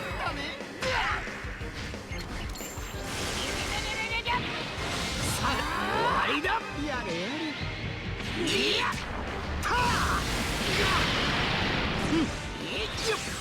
っと出るんだ。逃がしはせんぞ。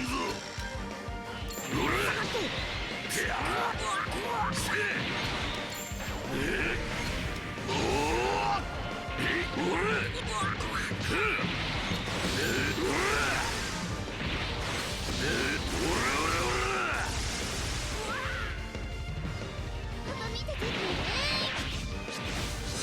終わりだ。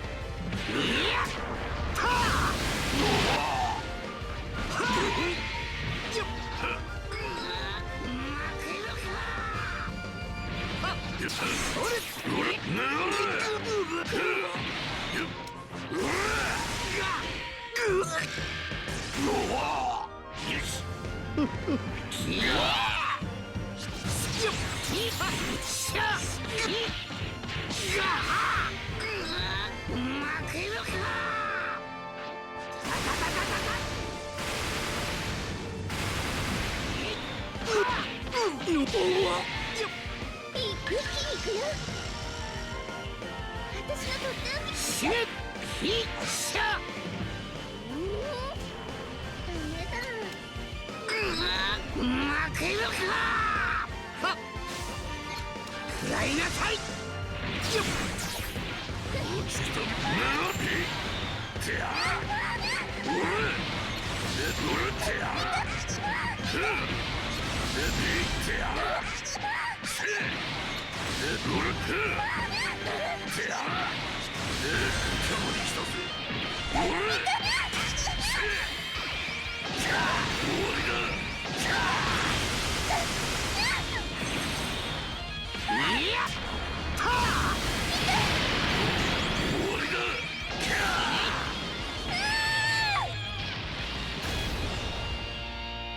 仕方がありません。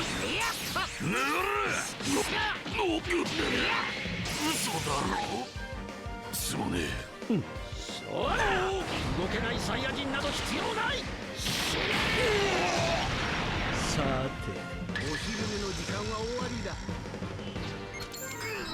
負けるか。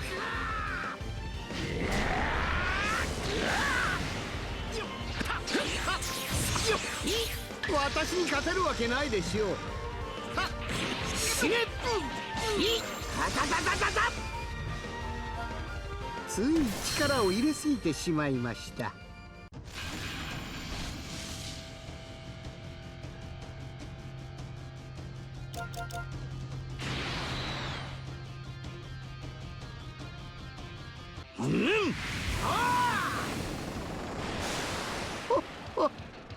貴様が恐れているサイヤ人の力見せてやる。任せてくれて。も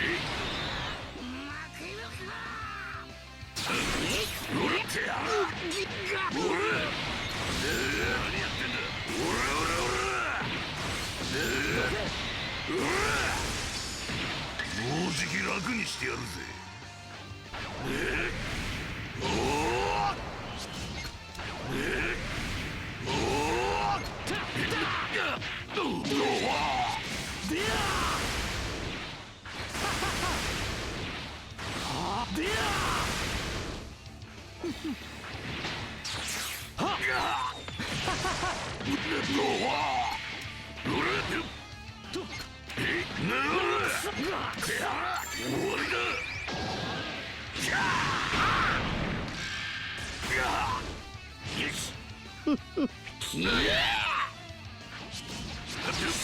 手こずってこ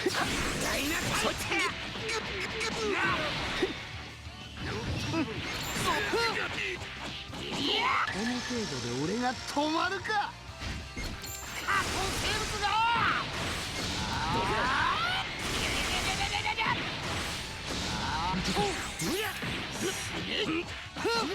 落ちくたねおお終わりだ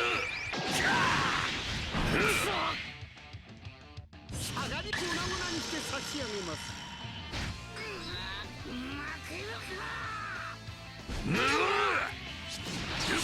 手こずってこ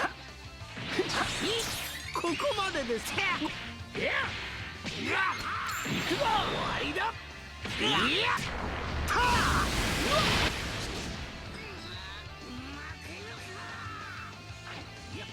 遅いぞ。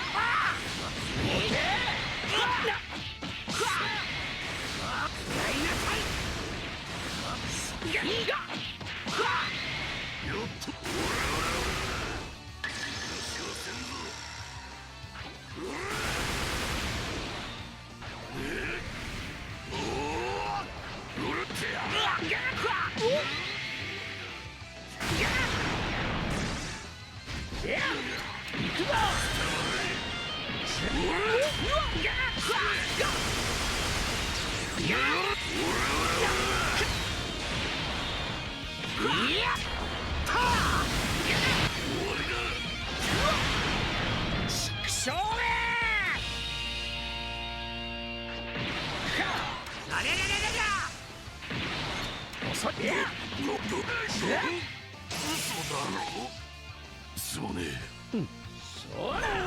動けないサイヤ人など必要ない。さて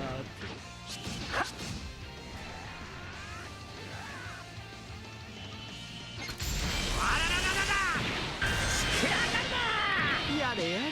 行くぞ。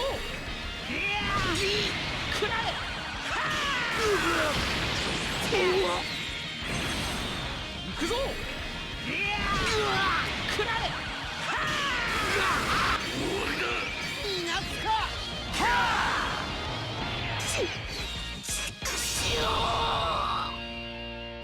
こんなものか。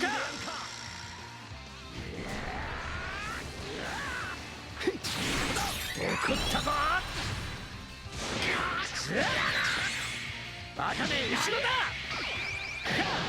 弾けて混ざれ。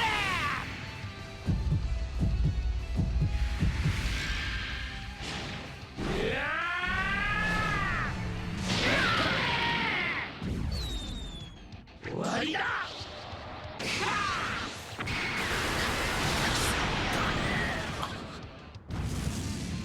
もろいやつだね。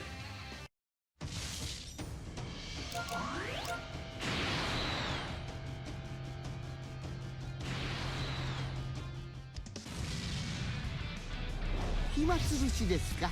まあいいでしょう。かかったね。邪魔だ。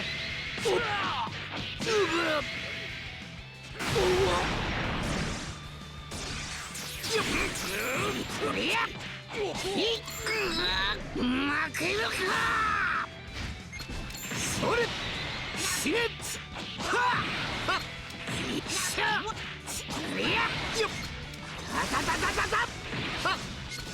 らいなさい。動けなくなった仲間など死ね。タタタタタタ。終わりだ。いやった食らいなさい。